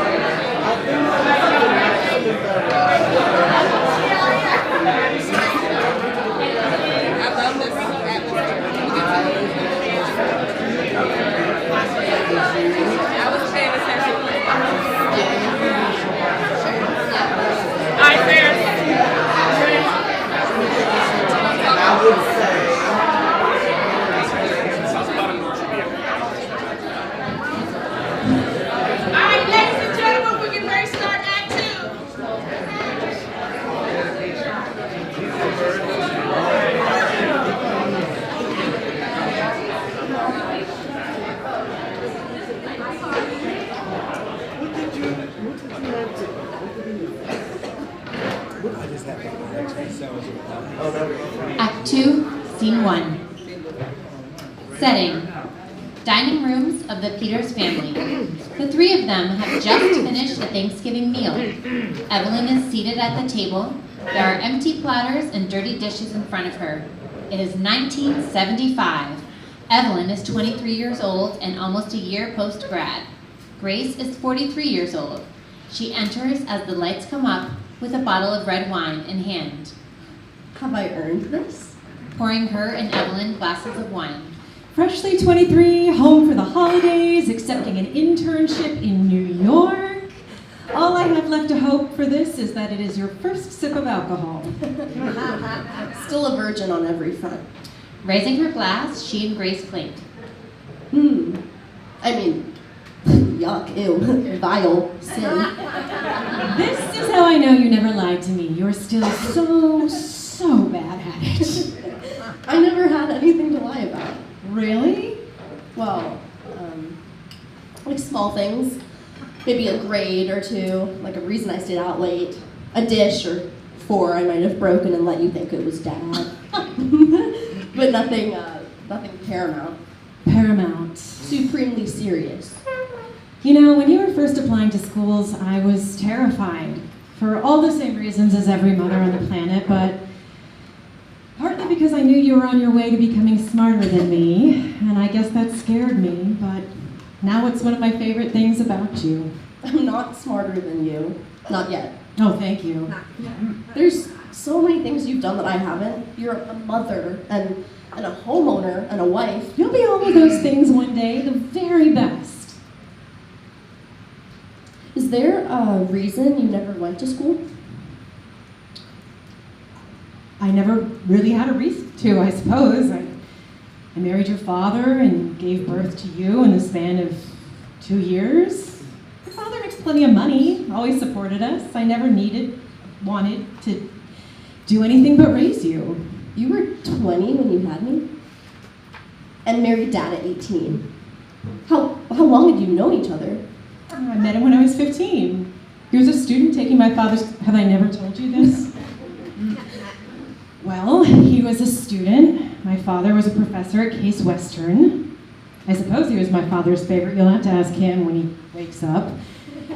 But yes, he was maybe in his early 20s, 7 years older than me, so at the time 22. I certainly liked him. He liked me. We dated when I turned 17. He asked my father for me when I turned 18, and we married the next year.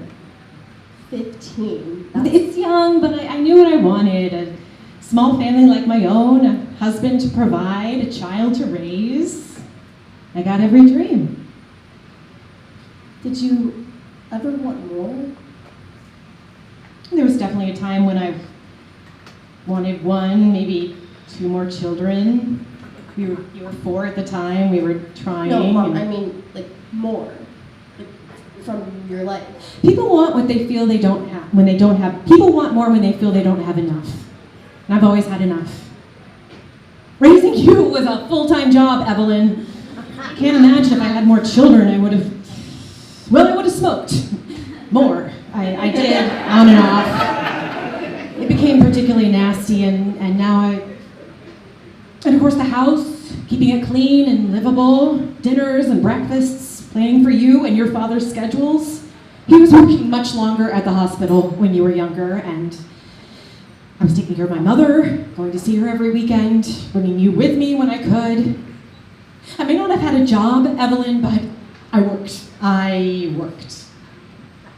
I'm sorry, I didn't mean to disrespect you. It was going to happen eventually. You grow up and ask question the things that always were. Yes. I do that all the time. Well, you're smart enough too. Don't feel ashamed of that. I question everything. Like, why things are the way they are, why people have to be a way, a certain way. Like, who I'm meant to be and what I want and how to be it, whether that means I'm part of this world or another. Of course you're a part of this world. Do you know about Oscar Wilde? Who? Oscar Wilde? Is this someone you know? He was a writer in the 19th century.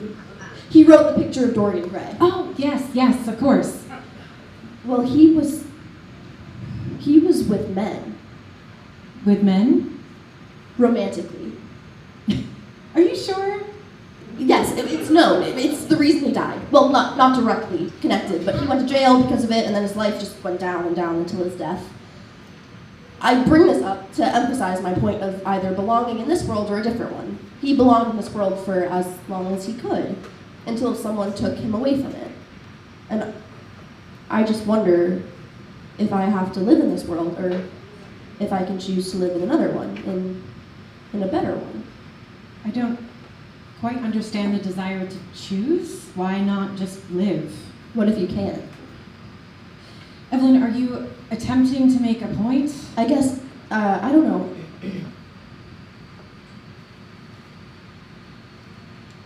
Actually, I think I just want to know if I chose differently, would you still? I suppose we've been drinking for too long. Your flight is tomorrow? Yes. I've been dating women my entire life.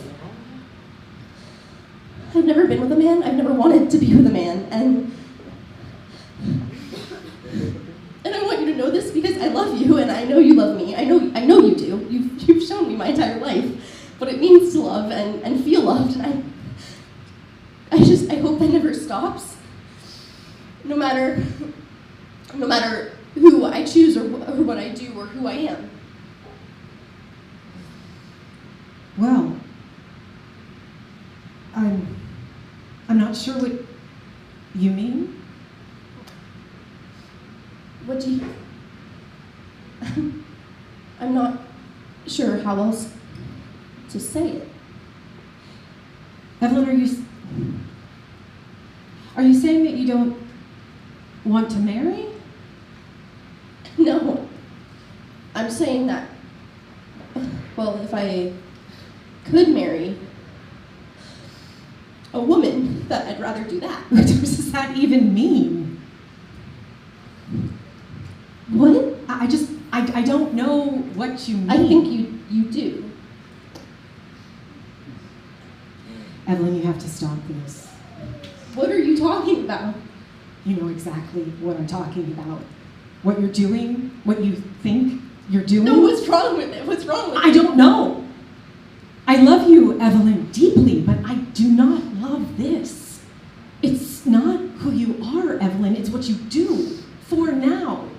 It has to be. Why are you... How can you say that? How can you say that to me? Evelyn. No, all my life you've been almost my best friend, the most understanding and patient, and then this is where you object. Why this? Evelyn, stop. No, you stop. All that I do with my life, all that I've ever done, and you choose now to condemn this like it's Like it's something like disgusting or contrived when you've never done anything with your entire life. Ever. What if I loved someone? What if I wanted you to meet her? Someone really special to me, and after this I never did it. Could you live with yourself knowing that you forced me to keep someone I care about a secret, to keep myself a secret? Why are you just staring at me? I'm not forcing you to do anything. I haven't said anything. I'm just watching this belief consume you, watching what it's turning you into. I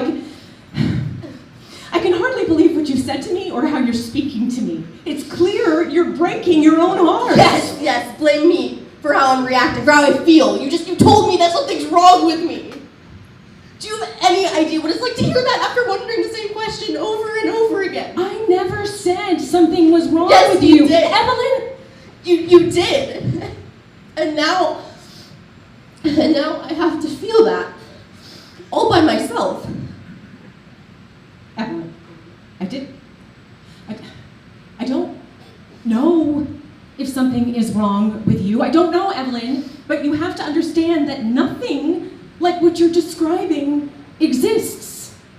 That's for a reason. The vision of two women in that way, it's not how we function. You can never have children. You can never marry. It is completely forbidden because it's supposed to be. You cannot be this way. I almost wish you never told me.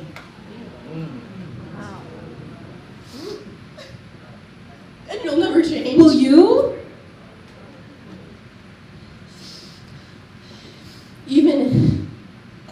Even if I fell in love. It would not be love. Lights dim. Act 2, Scene 2. Setting. Lights up on the Nethers' dining room. Gwendolyn sits at the dining room table with a Bloody Mary and smoking a cigarette while staring ahead. Her hair is in rollers. She is dressed in a bathrobe. It is 1975. She is 53 years old. Charlotte enters, age 22. She is disheveled, tired. It is close to 12 a.m. She goes to the sink for water. Is he down? Enough. He's asleep. Almost. Cocaine on his gums would help. I'm joking, Charlotte. You don't do that. What? Joke. Interesting. You snivel back into my home and tell me who I am. You should reevaluate how you speak to me, as you're now my tenor. Placing a glass of water in front of her. Maybe drink all of this before you go to bed. What's your plan, dear? Divorce papers filed, child to raise? Are you just going to sit here, get fat and never leave? Or sulk about the house in your nightgown? I don't know, Mother. Well, you should figure something out. This look, it's quite sad. I don't like it. Remember when you coerced me into marriage when I was 18? Jesus. Take accountability for your own shambled marriage. That was sad. And it wasn't just Andrew, Mother. It was Michael Susan in the 11th grade. Michael was a marvelous, handsome boy. Maybe you should develop a solution. Let me know how to fix my life, since controlling me seems to be your absolute favorite, tied with whatever vodka slop you're drinking, and cigarettes for dessert. Shut up. Sit down so we can have a conversation like adults. I knew I should have beat you when you were a child. My mother told me, and I never did it. And now? Well, it's pathetic how you speak to me. After all I've done for you, raised you, kept you clean and beautiful, set you up for successful living, gave you shelter, as you're now a recluse. Of course no one else would take you. Divorcing your husband while he's overseas is madness, yet you did it, and now you're here. You have no idea what it was like with him, being with him. What was it like? Did he beat you? Andrew was cruel, and all men are cruel. Every last one of them. Cruelty is something you wanted to avoid, well then you should have fought a little harder for that Peters girl, and then maybe you wouldn't be here in my house drinking my tap water. But that could have never happened. What the hell? There it is! You had such a fire when you were younger. Now, ash. Nothing but ash. But it's never too late. So, I ask again, what is your plan? I can wait as long as my glass is full. Then I'm afraid I must retire. No one ever got anything done with that. Imagine if all Nixon did was shrug. Shrug, shrug, shrug. We'd have no head of state. I don't know what to do. I've never been like this. Embrace it. Embrace what? The unknown. Your youth. You're young enough, pretty enough, to still be something. Pick something and try it. If I were still 20, I'd do something. I'd do everything. I'd teach and go to dance and be every type of person. But I'm 50 years old and only have a house to my name. That's something to cry about. You used to want to be a nurse when you were younger. I can't do that now. I never said you should. Just that you wanted to when you were younger. But you certainly can try now. Now I'm saying you should. I don't have time with Marcus. Say, Charlotte, I can watch Marcus while you're away. No, I won't serve him booze, unless he asks. I don't trust you. At all. Then why are you here? Charlotte shrugs. Gwendolyn yanks her celery out of her drink and throws it at her. Hey! Shrug again and it'll be the glass next. This is exactly why. Because you're unpredictable and sloppy, and you're drunk all of the time since Dad left. And I'm terrified that if I leave Marcus alone with you for more than 5 minutes, that he'll turn out as cruel as you are, and I cannot stand the thought of that. The entire point of me marrying and having a child was to be nothing like who you were, and now I am exactly that.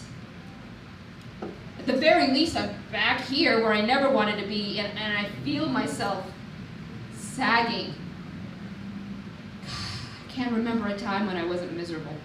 Sighing, Gwendolyn rises from her chair and moves to the sink. She pours the rest of her Bloody Mary into it. Then she walks back to the table, takes the glass of water, and slowly begins to chug. She sets the glass down gently. There. It's over. What's that supposed to prove? That you are much more like your father than you are me. He would sit on that couch and complain until I or you or your sister agreed with him, and then he'd be satisfied. Years of motionless sex finally drove him away, and I thank God for that, because now, at least, without a husband, I have some peace of mind. And am I lonely? Of course. But at least the worst thing that ever happened to me is gone.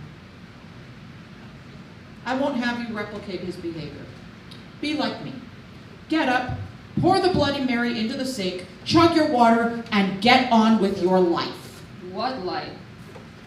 Tomorrow is Monday. Tuesday. Tomorrow is Tuesday. Take the car, drive to University of Akron, register for the nursing program. I can't. Take your diploma and see what they say.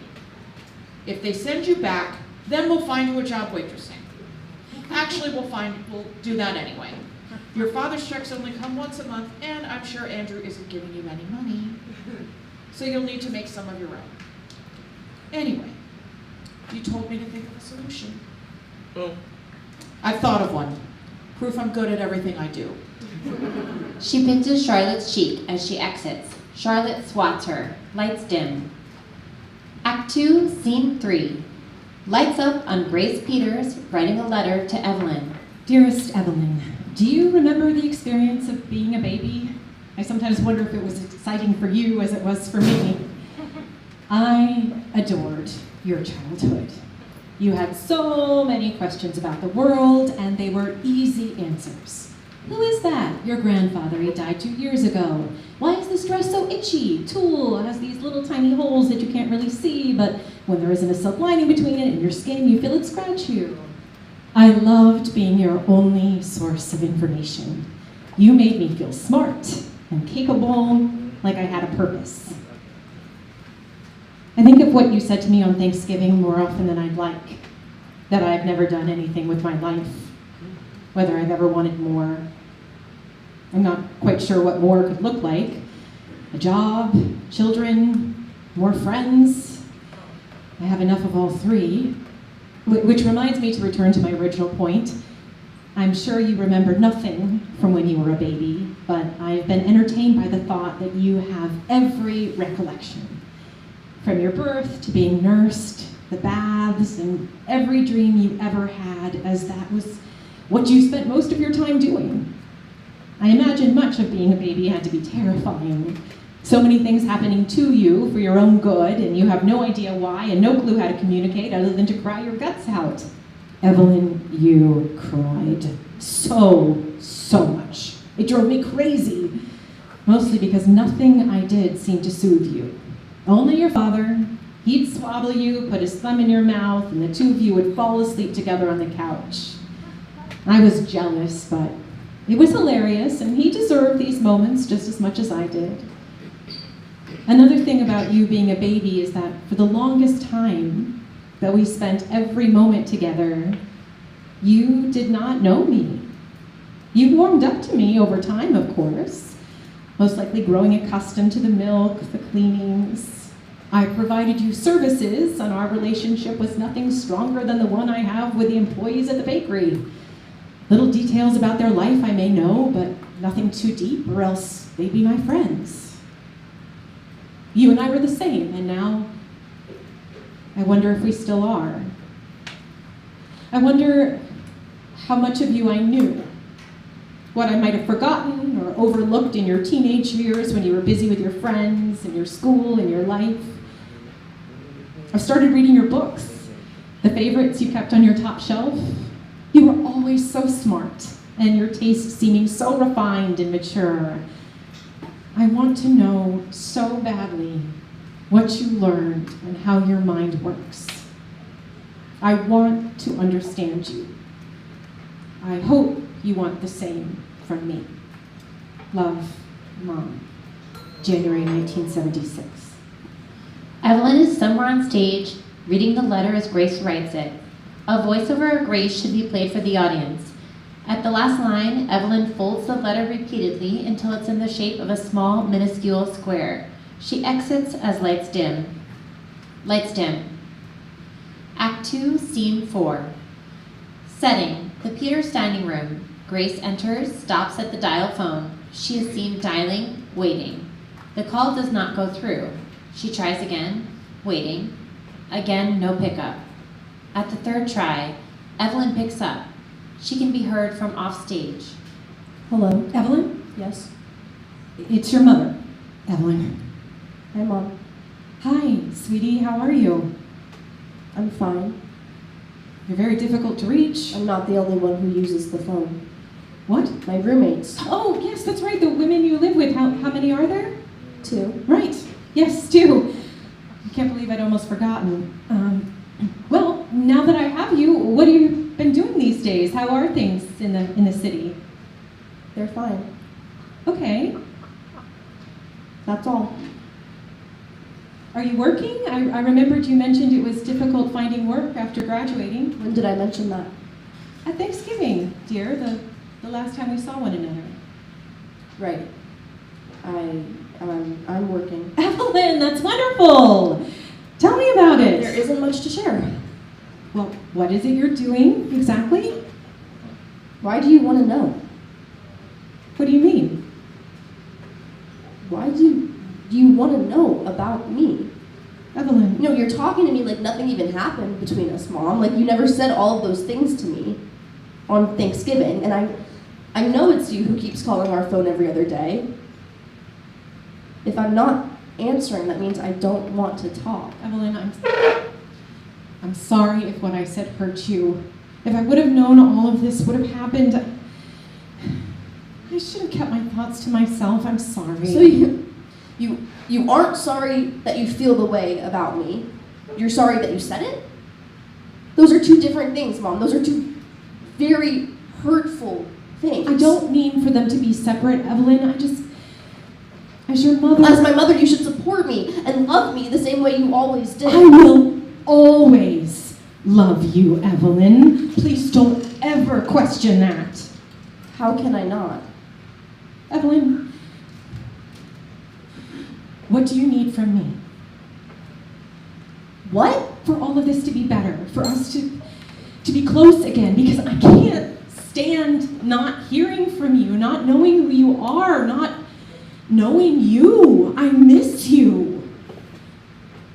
Do you remember that day when Charlotte's mother came over to look for that book? You lied to her about not having it, and we talked about distance between people. I told you that that can be the saddest thing a person feels, that they can feel so far away. And Evelyn, I feel very far away from you now, and I don't want to feel that way, so I'm asking you to please tell me what you need from me.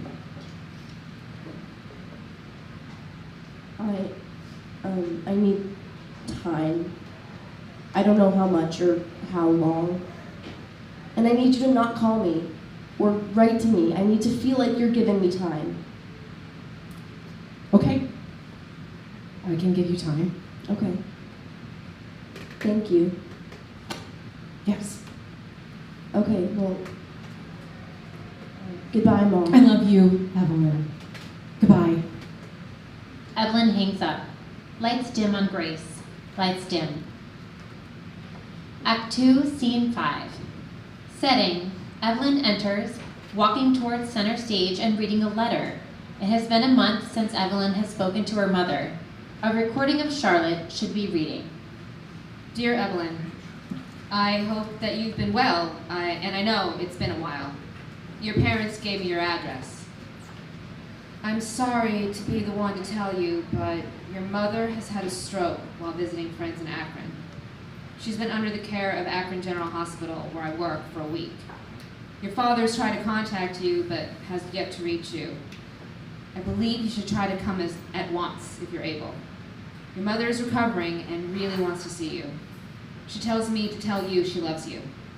Best, Charlotte, February 1976. Evelyn exits stage right, hurriedly, possibly even running. Blackout. Act 2, Scene 6. Charlotte enters stage right, carrying full grocery bags. She walks towards stage left as if heading into her house from her car. She is dressed in a full nurse's uniform, looking slightly unkempt from a full 8-hour shift. When Evelyn enters, she should be wearing bell-bottoms with a white turtleneck tucked into the pants. Her hair should look significantly different from Act 1 and the beginning of Act 2, either a haircut or a color change. She should be without makeup, also disheveled in some way, as she's been at the hospital all day. Charlotte? Charlotte yelps, startled, and turns around. Evelyn walks on stage with trepidation. Charlotte does not recognize Evelyn at first. May I help you? Evelyn says nothing, waiting to be recognized. Eventually, it dawns on Charlotte. Oh my God. Hi. Hello. Do you need help? No, it's how are you? I'm fine. How are you? How's your mother? She's okay. I'm very sorry, Evelyn. The stroke is serious and scary. I could hardly believe it when I saw her name on someone's list of rounds. It was... It's really only her right hand that's the problem, but I don't think, it's weird seeing her this way.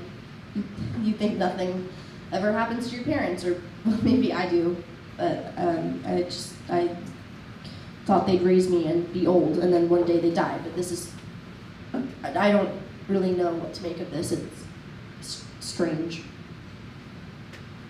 Sorry. No. I wanted to ask you about the letter, the one you sent me about my mother. Oh. I know she asked you to write to me. I'd like to know why you agreed to it.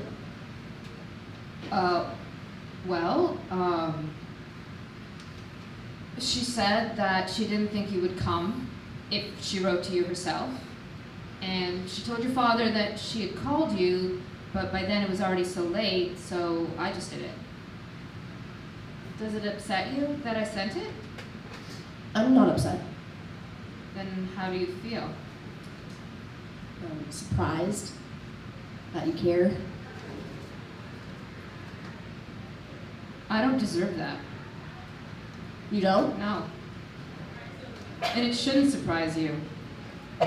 Because I told you years ago how I felt about you. Please don't tell me you're referencing your wedding day, Charlotte. I am. Jesus. I don't deserve that because I told you how I felt. And I apologize, but neither seemed to be enough for you, Evelyn. Nothing is ever enough. And while you've been gone, I've been here, living my life for the most part, but also thinking about you and that day and all that I tried to get you to understand and how unwilling you were, how unwilling you always were. I hope you're joking. I'm not. Pause of tense, angry silence. Evelyn starts to speak, but Charlotte is faster, cutting her off. Gwendolyn enters stage right. This is pointless. You should focus on your mother, on her getting better. And I hope she does. I really do. I could care less what you... Evelyn Peters. What a surprise. Hi, Mrs. Nuthers. You look lovely, Evelyn. No, I don't. No, you don't. And just Ms. Thank you. Evelyn's in town to visit her mother. And I have to put groceries away, if you'll excuse me. Charlotte exits stage right. Please tell Charlotte thank you for writing to me about my mother. I didn't get the chance. Moves to exit. You should tell her yourself. She's a big girl. Excuse me? What was it the two of you were discussing, if not the letter? Nothing of importance. Goodness, you two are so petulant. More than you ever were as children, and especially now that you're adults. Are you divorced now, Miss Nuthers? Is that why you're so nosy? Sorry. Sorry, that was... Grief must torture you. My mother isn't dead. I don't mean Grace. Charlotte. She's changed a great deal since you two were teenagers. Thankfully. You two were monsters. And perhaps you still are. I admit I don't know you very well. Either way, I've learned more about Charlotte than I ever did while raising her. I'm sure there's something to be learned about you too. Wouldn't it be a shame if someone you knew once and refused to know you again? No. Not if I had hurt them in the past. Childish! I would deserve it. If you say so. I do say so. I can choose to not forgive someone and to be hurt by something. The last time you saw Charlotte, you were children, yes? At her wedding. So yes, children. Think of it this way, Evelyn. You are angry at a child. If that satisfies you, then so be it. I truly hope your mother is well. She was always polite. Exiting stage right. Lights dim. Act 2, Scene 7. Setting. Grace lays on a hospital bed, sitting slightly upright. There is a lone chair beside her bed. Evelyn stage left, a book in her hand. She pauses at Grace's bed. Hi, dear. Hi. How are you feeling today? A bit tired today, but grateful. I'm happy you came back. Is that a book you've brought? Yeah, just in case you fell asleep. Smart girl. Where's Dad? Napping in the visitor's room. He was up all night with me. Couldn't sleep. Why not? You need to rest, Mom. That might be why you had the stroke. I had the stroke from smoking cigarettes, Evelyn. And being old. You aren't old. Not at all. I turned 44 this year. 44 is young. 24 is young. They both are. Maybe you were right when you said that I haven't done anything with my life. I've been thinking about that. And this, I almost died at 43. How awful that would have been. There are things at this age that I'm very proud of. A beautiful home and a husband who truly loves me, a daughter that I adore. I'm so glad I got to see you graduate from high school and college, and that you're living your life in a magical city. But I've never worked a job. I've seen nothing but 5 states. My friends were all so similar. If I had died, would anyone have said anything interesting about me at my funeral? I've been thinking about that. You dying at 43 wouldn't have been awful because you've never worked a job. It would have been awful because Dad and I would be miserable for the rest of our lives. There would never be a day where at least one person on this earth wouldn't think about you. That's what would have been awful. And working a job sucks. I hope you never have to do it. I'll take your word for it. You should. I'm sorry that I missed your calls, and about you being here, that was horrible of me. You had no clue, Evelyn. Because I've been ignoring you. I didn't feel ignored. I felt like you were taking your time, like you said you wanted. I know. And I don't want you to think that this means that you can't still have time. I understand you still need it. Thank you. We'll come back. We will. Charlotte enters stage right, carrying a lunch tray, stopping when she sees Evelyn. Grace's face causes Evelyn to turn around. Charlotte, I didn't realize it was noon. Sorry, I can... Charlotte's been joining me for her lunch. Here, I can make room for you. You can sit on the edge right here. No! Charlotte, you can sit here. I'll go down to the cafeteria and eat for a bit. No, Evelyn, I didn't realize I was intruding. I can just What wait. if you two went and enjoyed lunch together? Gives me a moment to nap. Your father should be waking soon. I don't want you to be alone. I will not be alone. She will not be alone. Charlotte and Evelyn jump. Gwendolyn? Hello, Grace. I always figured it'd be one of us here. My bet would have been myself, but it wasn't. Mom, where's Marcus? It's Saturday, Charlotte, so he's at the toddler care with all the little runs.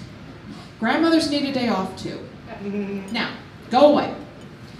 Grace and I haven't seen each other in years. We've much to discuss. We do? Lights dim on Grace and Gwendolyn. Evelyn and Charlotte walk away slowly towards stage right. Who is Marcus? My son. How old is he? He's 4, turning 5 in July. He'll start kindergarten this year. Wow. Congratulations. Thank you. I'm sorry about yesterday, about what I said. Did you mean it? Yes. Then don't apologize. When we were younger, I wish I could have explained it all better, or that I had the courage to really think through it.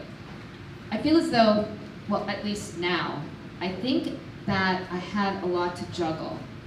I always do, but then especially, and I think that, along with so many other things, I needed you to be more willing, and you weren't. I didn't feel as though you were. I just needed you to understand and to sympathize.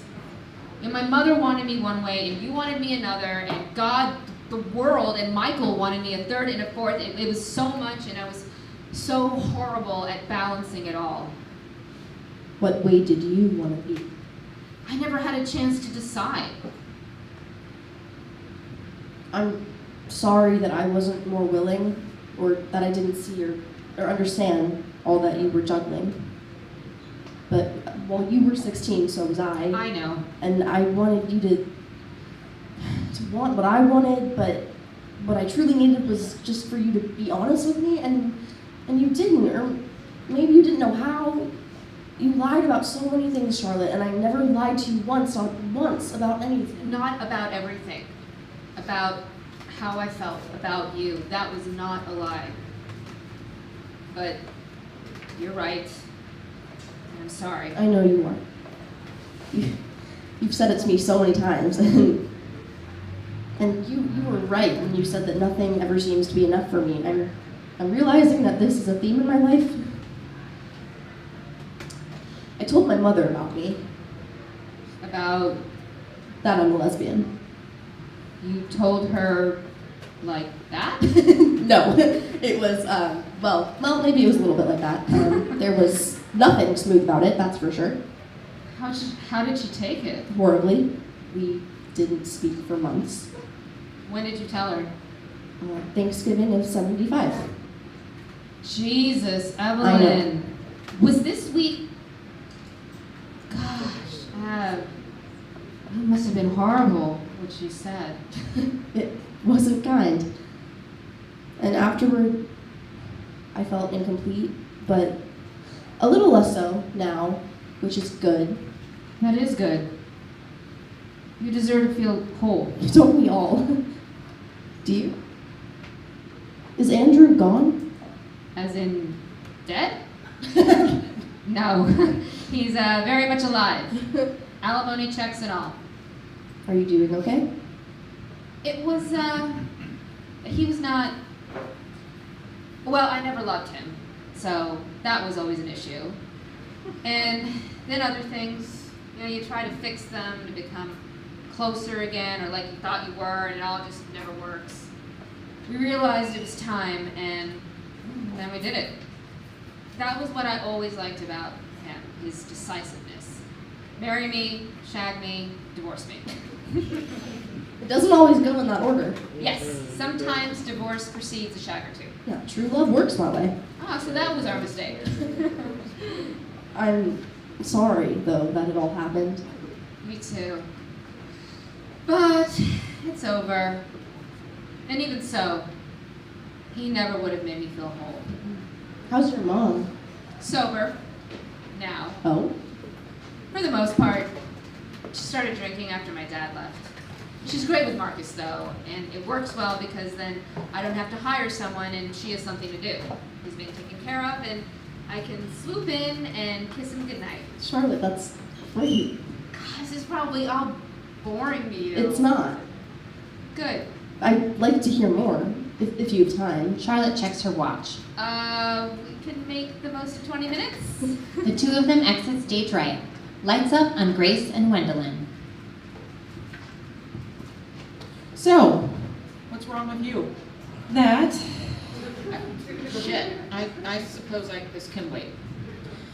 Did you quit? My body quit for me, actually. That'll do it. It's unfortunate that you're here, Grace, truly. Thank you. I'm assuming that was a condolence? Sure. Howard and I split, by the way. Oh, I hadn't heard. I'm sorry. So that's how you do it. I'm sorry? Condolences. That's how you express them. I was wondering what you meant, and now I know. I'm sorry you're here, Grace. Truly. That's better, thank you. Have you always been funny? No, I was never funny. Not until this decade. Now I amuse myself. I'm glad for that. This decade seems to be bringing better times. How can you say that from a hospital bed? Think of the world, Wendelin. We'll soon see a new president after Ford. Nixon's gone. He was ugly. Yeah, perhaps not a good person. No, I mean in the face. In the face? Yes. We haven't had good-looking presidents in a while. Since Kennedy. Yes, my God. Oh, look her. For sure, absolutely. Music is much better. Mm-hmm. Have you heard of Hall & Oates? I much prefer the 60s, if I'm honest. Nothing will compare to Bobby Vinton or Brenda Lee. Quality, but Wendelin, the Beatles. Oh, please. I pick your Barden. Hoo-ha, strummy guitar. I much prefer Billy Joel. Carpenter's Doris Day, something light and passionate. I know now why we were never friends. That is right. If I'd known you were this impassioned, we would have been closer much sooner. It's never too late. I suppose not. But the Beatles? They were fine when they looked clean.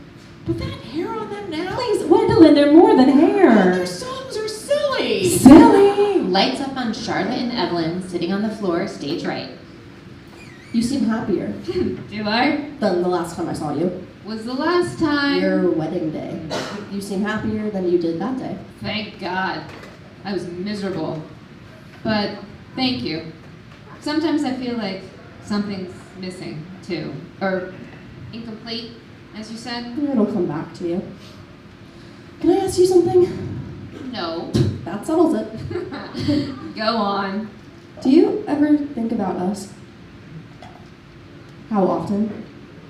As often as I can stand. We were intense. Oh, we were. I felt it all with you. Me too. Nothing has been the same. Nothing ever will be. And what time is it? 12:27. I should get back. Okay. Will you be here tomorrow? My bus leaves in the morning. To New York? Oh. Can I write to you? You can also call me. Welcome to the 70s, Charlotte. Well, apparently you weren't prone to answering. I'll be better about that for you.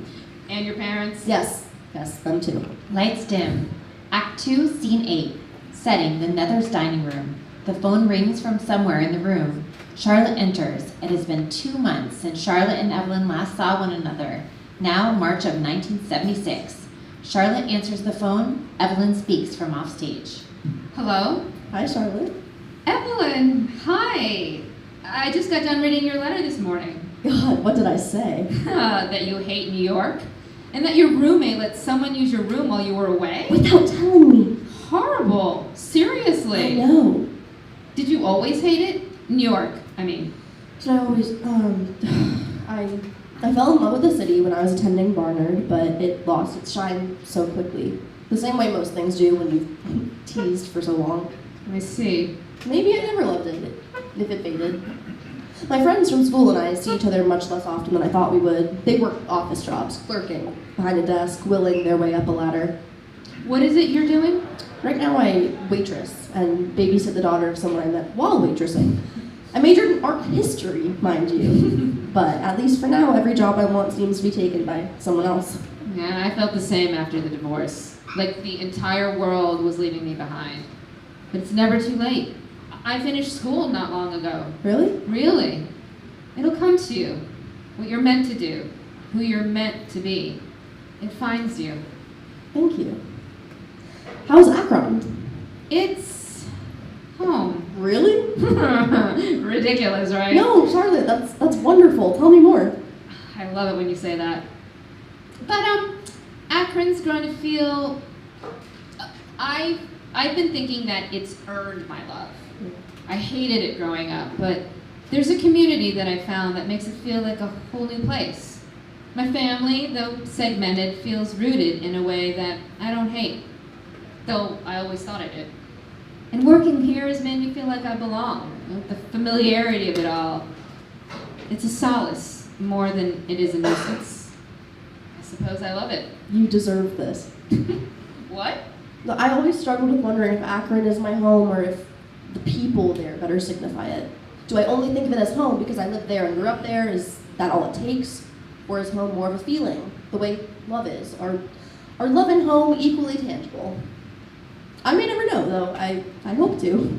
I'm glad Akron is both for you. You deserve this, to sound this happy. And Akron has no idea how lucky it is to be loved by you. Thank you. So, Marcus. Marcus? Marcus. Your son? Yes, we are acquainted. Tell me about him, what he's like. Marcus is so well behaved. Sometimes I forget he's a child. He'll cry, of course, when he's hurt or needs something, but it's always so brief. Wow. When I was pregnant with him, I was strangely calm. We felt so in sync. Everything I craved, he seemed to love. What did you crave? Cheese, strawberry jelly, hot dogs. Ah, the palate of a 12-year-old boy. He kicked quite often. Now, though, he has so little to say, which I don't mind at all. I see so many mothers with small children close to his age who blab and blab, and I feel relieved to not be so exhausted by him.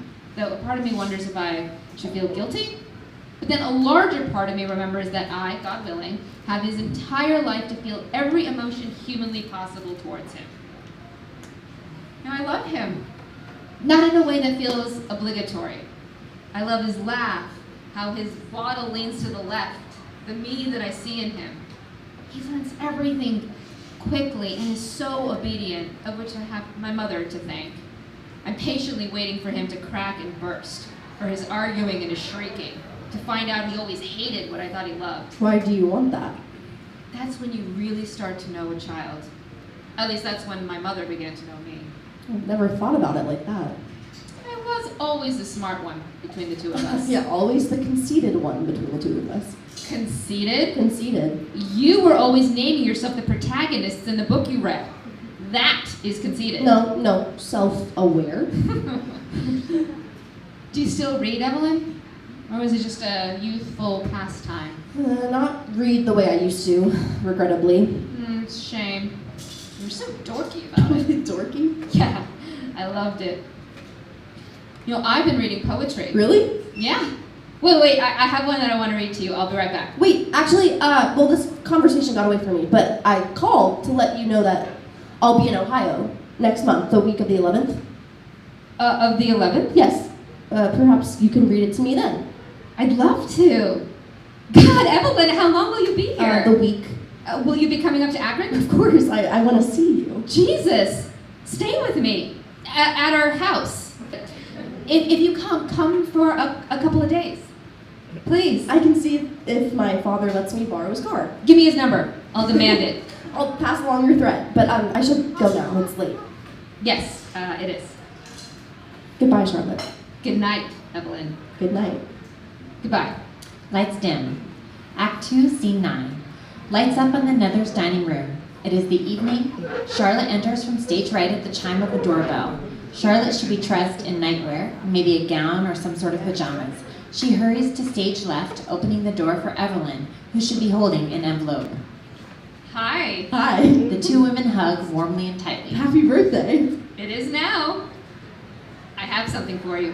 Why? Because. Taking the scrapbook from the dining table. It's not my birthday. Actually, it's my birthday, and my one wish on this very day is for you to let me gift you something I worked really, really hard on and I'm excited to give you. So, join me.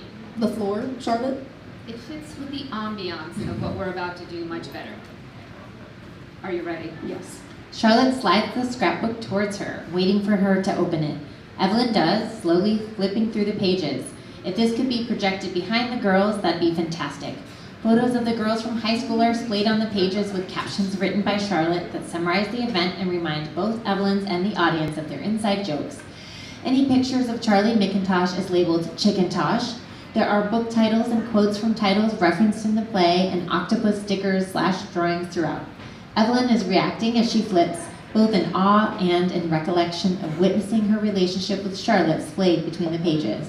What? Wait, why are there octopuses everywhere? Octopus's Garden! The song by the Beatles. I would constantly move the needle on that record just to hear the song over and over again. And the closer we became, the more it reminded me of you and I. Just the weirdest scenario. But with you. You've never told me this. I suppose I didn't know how to bring it up. Jesus. Pointing down at the book, at what should be the girls' prom night, Charlotte laughed. He really was so sweaty. God, you really could feel it? Yes, Charlotte, yes. I suppose I did what I had to do. Well, thank you for your service. Thank you for your gift. It's remarkable, Charlotte. I'm taking a class. Top marks by now. If not from them, certainly from me. Really, Charlotte, I love it. I can't believe you had the nerve to think of me like this. Before Charlotte can respond, Evelyn hands Charlotte her envelope. My turn, or well, I guess your turn. We're switching? Yes. She watches as Charlotte opens the envelope and pulls out the plane tickets to NYC, round in May. Evelyn watches Charlotte's reaction. I know, it's a lot. I've never been on a plane. I know.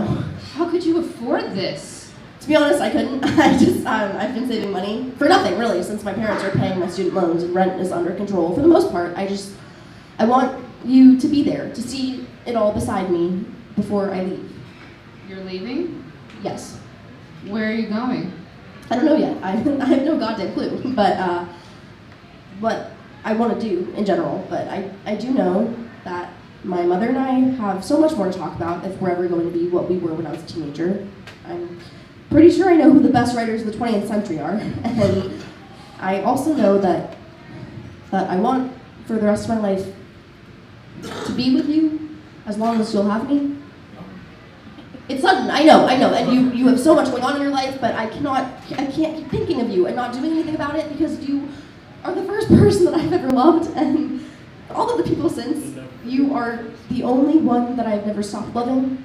When I was telling you something was missing last month, that incomplete feeling, I think it is, well, shit, Charlotte, it's you.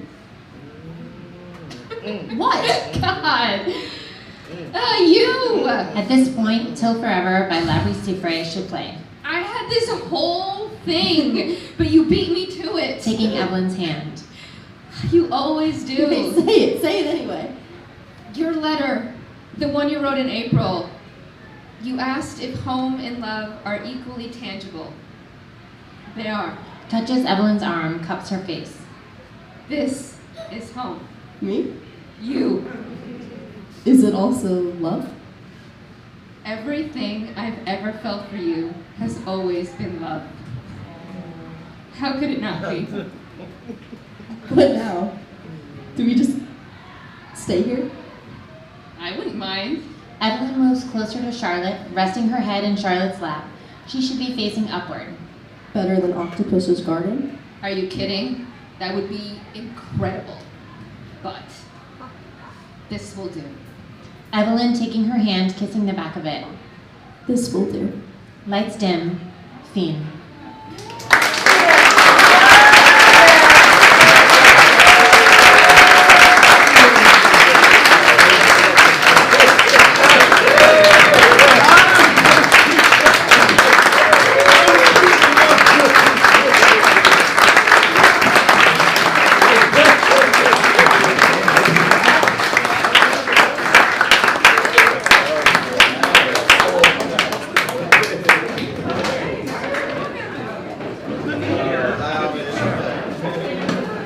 We're about to have a mini brief discussion of questions that y'all have, and we would love for our playwright, Amira Alamin, to join us.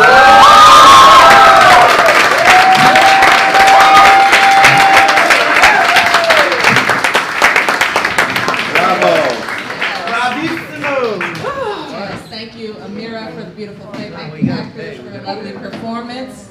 We would love, Amira, for you to say some words about your process, what inspired you to write the play, what this has been for you. Okay, can everybody hear me? Okay. Can you, I'm sure you can hear me better now. Yeah. Okay. The process, or the inspiration, I'll be brief. I saw a couple on the train, and they were like kind of old, like 70s plus, straight. And it just kind of got me thinking, like, I'd be speculating, for real. And I was like, what if one of them had always been closeted, like, their entire life? And the original idea for the play was to write that, like, a character who's in their 70s, who had been closeted their whole life, but had, like, one queer experience that they never got to actualize. It's changed a lot, and I like where it's at now, but that was the original inspo, and I also wrote this for a class, and now it has grown beyond that. So that was the inspo, and then your first question was the process. Yeah, just what has the playwriting process been for you with YPIP? Oh, okay. Honestly, I've learned that collaboration is like crucial to writing a play. Like if you don't have other people reading it, if you don't have people telling you what they think, you just kind of like hold yourself in as a writer, and that is like so the opposite of what you want to do. Like you want it to feel real and genuine, and you can't do that unless like other people tell you that this feels real and genuine. Like, which kind of contrasts like what you want to hear as a writer. Like you don't want to be like, it matters what other people think to an extent. So I've learned that, and then the process of writing it has been very vulnerable. Like I feel kind of butt naked for real. I was so scared for this just because a lot of what you all have seen has been like my life. Like the coming out scene, it's very similar to my own. And that's very scary to share with other people, but I mean like we've seen so many of those in media at this point that I kind of feel braver doing it. So that has been the process. Thanks for sharing it. Thank you for accepting it.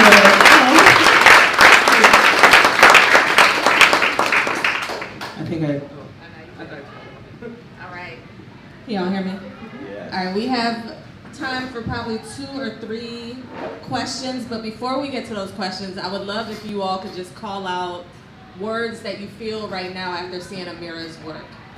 True. Proud. Oh. True. Proud. Oh, Emotional. What else? Authentic. Authentic. I love it. Love. Cool. Yes. How do you say like that cyclical? Because it just kept coming around, you know? They kept coming around. And that was Cyclical is a good glorious. word. Yeah. Glorious. Glorious. Yes. All right. Does anyone have any questions or thoughts that they'd love to share with Amira? Yes, over here. Amira, hi. Hi. Sorry, Amira. My name is Jeremy. I'm from Ohio. Yeah, so I kept hearing notes of Ohio, and I went to the University of Akron and transferred I went to the University of Akron my freshman year, but I transferred to Ohio State. Period. Go Buckeyes. So when you kept mentioning Akron General, I was like, you know, I know that, and I kind of, you know, Grace moving to a bigger, or Charlotte moving to like a bigger city. Me moving to DC, I lived in, you know, Columbus for 11 years. Moved to to DC, and have done, you know, a stint in New York as well. Wow. And so I just wanted to know. I'm sure, based off the response, that my question is already answered. Are you from Ohio? Oh my God. Am I from Ohio? Yes, I'm from Cleveland, but my mom's family's from Akron, my dad's family's from Cleveland, so I've kind of got a mix of both there. And my brother goes to school in Cincinnati, so we all over, yeah. Yep. So I really just resonated with that type of lifestyle. There's not a lot of diversity in Ohio. There is, you know, in certain parts of Ohio, there's like 4 major cities in Ohio. Yeah. The rest of it is just plains. Yeah. And like you drive down 71, 75, and it's just farmland. But then you move to these bigger cities and you get this bigger identity about yourself, and it kind of, not necessarily forces you, but you feel more welcome into tapping into those deeper areas where in places like Ohio, they have been like compressed. So when I started hearing notes of Ohio, it's like, this girl is from Ohio. And true, yo. So thank you for answering that, and I really enjoyed, you know, the reading, and thank you for bringing notes of home. Thank you. Thank you. True! Setting just dropped. Yeah. Yeah. That's so true. Thank you. Next question. We have one over here. Oh, no. Oh, okay. We have one right here in the front. Hey, Grady. Hi, Amira. Great show. Wonderful. I'm curious about the title, how it relates to the show, and what inspired it.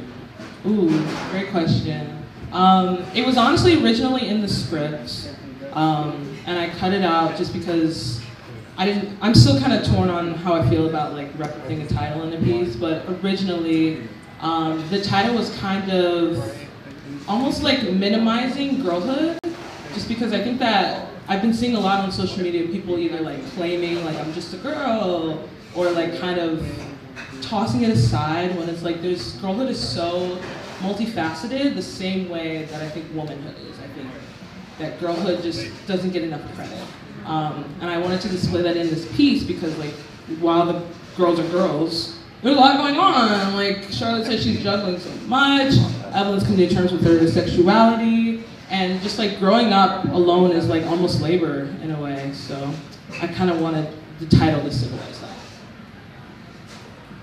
Thank you. Hi, Amira. So you talked earlier about collaboration in the playwriting process. I would love to know from you and the actors as well if the show changed in any way after you guys were able to get your hands on it and how it changed. Ooh. Yeah, it changed the way like a baby does from like toddler to adult. Just like that. Like, I don't know if I'm speaking for you guys, but when they first got it, it was like one act and then one scene in quote unquote act 2.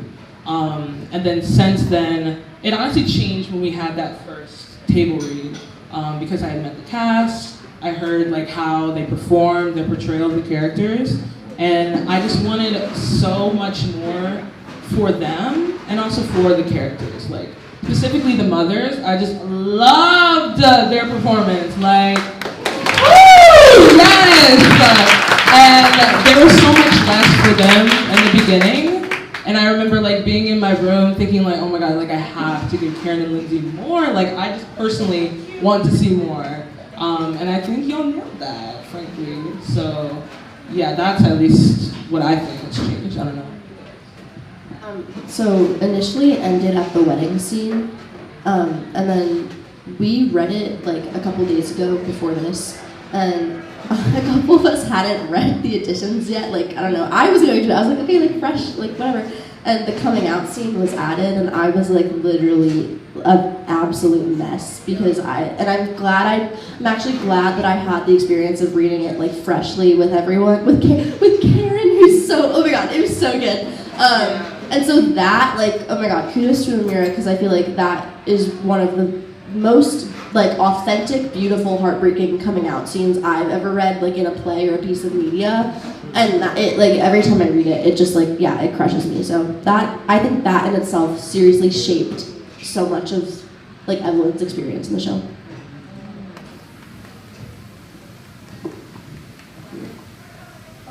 Okay, I was, yeah. When it ended with the wedding, we didn't get, so in addition to that, we got to see all of them after college and them go apart and come back together and learn. So it was just, I think it was so much more satisfying in a way to see how they both grew and then came back together, and she didn't have to live with that Andrew for the rest of her life. Yeah, actually, it felt like almost felt like a different play. Yeah. It changed so much in adding it, and I like Charlotte like happy endings, so that made me feel because it just felt a lot of it, and having to see it a lot more complex, and it was really interesting to see where they went after and how like I like that they ended up together. So like, it was sweet. Sorry. The mothers, like, when you read the first draft, like, you have Evelyn's mom who is, like, she seems so supportive. And so I think part of the punch of the coming out scene is that you add, it's a complete turnaround from how you think she'd expect, and that's how Evelyn feels. And then we have Charlotte's mom who, for a lot of the play, she's funny, but we don't, like, love her. And she ends up, like, being the one that, like, pushes Charlotte to, like, her fullest potential. And so I feel like that's so crazy that, like, to think that, Amira, like, you almost didn't add those two scenes. I know! What the heck? Completely, like, switched. Yeah. Oh my God. And that was honestly really intentional. I'm glad, like, y'all caught that. Yes. And that was one of the things, I loved that surprise, because, I mean, with the original, first draft that we read back in March, you would have thought that Gwendolyn, my character, just was like so prejudiced, which was what made her challenging to play. But the surprise is that no, it's Grace that would have the issue with it, and just to see her motivation, Gwendolyn's motivation of it's not about whether or not I have a problem with it. It's I know how you're going to get treated, and that's so that was I mean that was a surprising thing and kind of a nice. I'm losing the words, just a different take on it than I would have expected, but also when I enjoyed playing.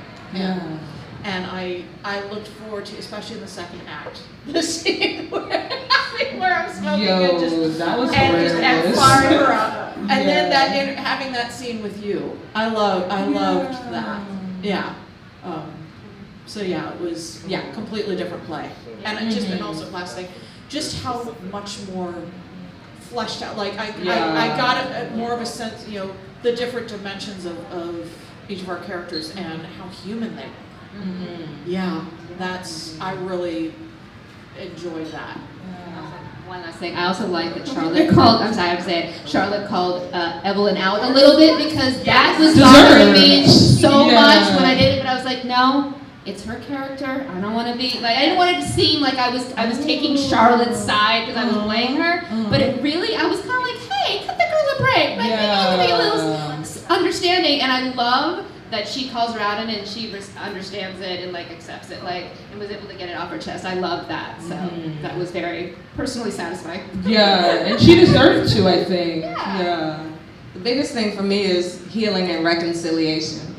It showed examples of it, because a lot of times in situations, people think you have to go no contact with people from your past because of an argument, when really so much could be resolved in a 20-minute conversation. You know, with people being humble and being willing to apologize. So for me, that was beautiful to see, especially with the parents. It gives hope. It gives hope for other families, for other queer folks who come out to their parents, that that initial reaction might not be the forever reaction. I hope so. Somehow you wrote, you did an amazing job writing an ending that I found so satisfying, even though no one said the perfect thing at any point, you know, and we know they're not perfect people, but I felt very satisfied and hopeful for where it would go. So I like that. Okay. Thank you. Well, Amira, what's next for you as an artist? Well, I'm gonna go to grad school.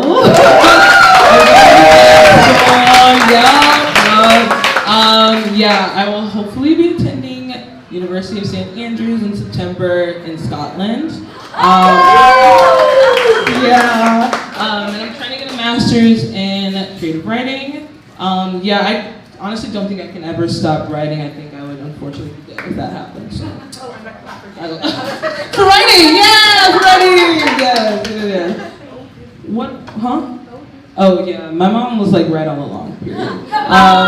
Thanks, Mom. Thank you.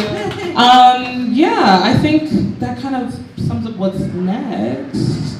I still definitely want to write plays, write books, write short stories, write anything at this point, because I love to do it. So yeah, that's what's next as far as I know. Yes. Yeah. Well, I must say, working with you has been the favorite part of my job this season. I thank you for your creativity. It's been such a pleasure to work with you. Y'all actors have been wonderful. These actors have been with us for months.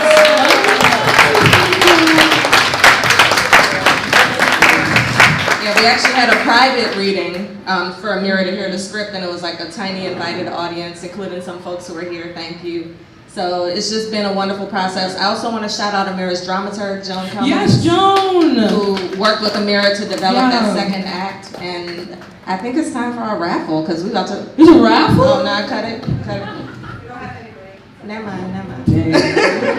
Well, thank you all so much for being here. We hope that we see you at our next performance, which will be June 21st and 22nd at PG Community College. It is called Silence is Violence, Wish Me Well. And it's a beautiful performance. We worked with 7 commissioned young playwrights, so playwrights in their 20s who are YPT alumni, to write about returning citizens, formerly incarcerated people. They interviewed them and wrote pieces about them from the perspective of wellness. So we're really excited to present that to you. It'll be directed by Thembi Duncan and Jeremy Keith Hunter. We have an awesome cast. They start rehearsals on Monday, so Tuesday. We hope that you continue to join us. Follow us. For all you new people, keep coming back. For everybody who traveled from Ohio, safe travels. Happy Mother's Day to all the mothers. Bless everybody. And thank you to Bus Boys and Poets for having us. Thank you. Much love. Good night, everybody.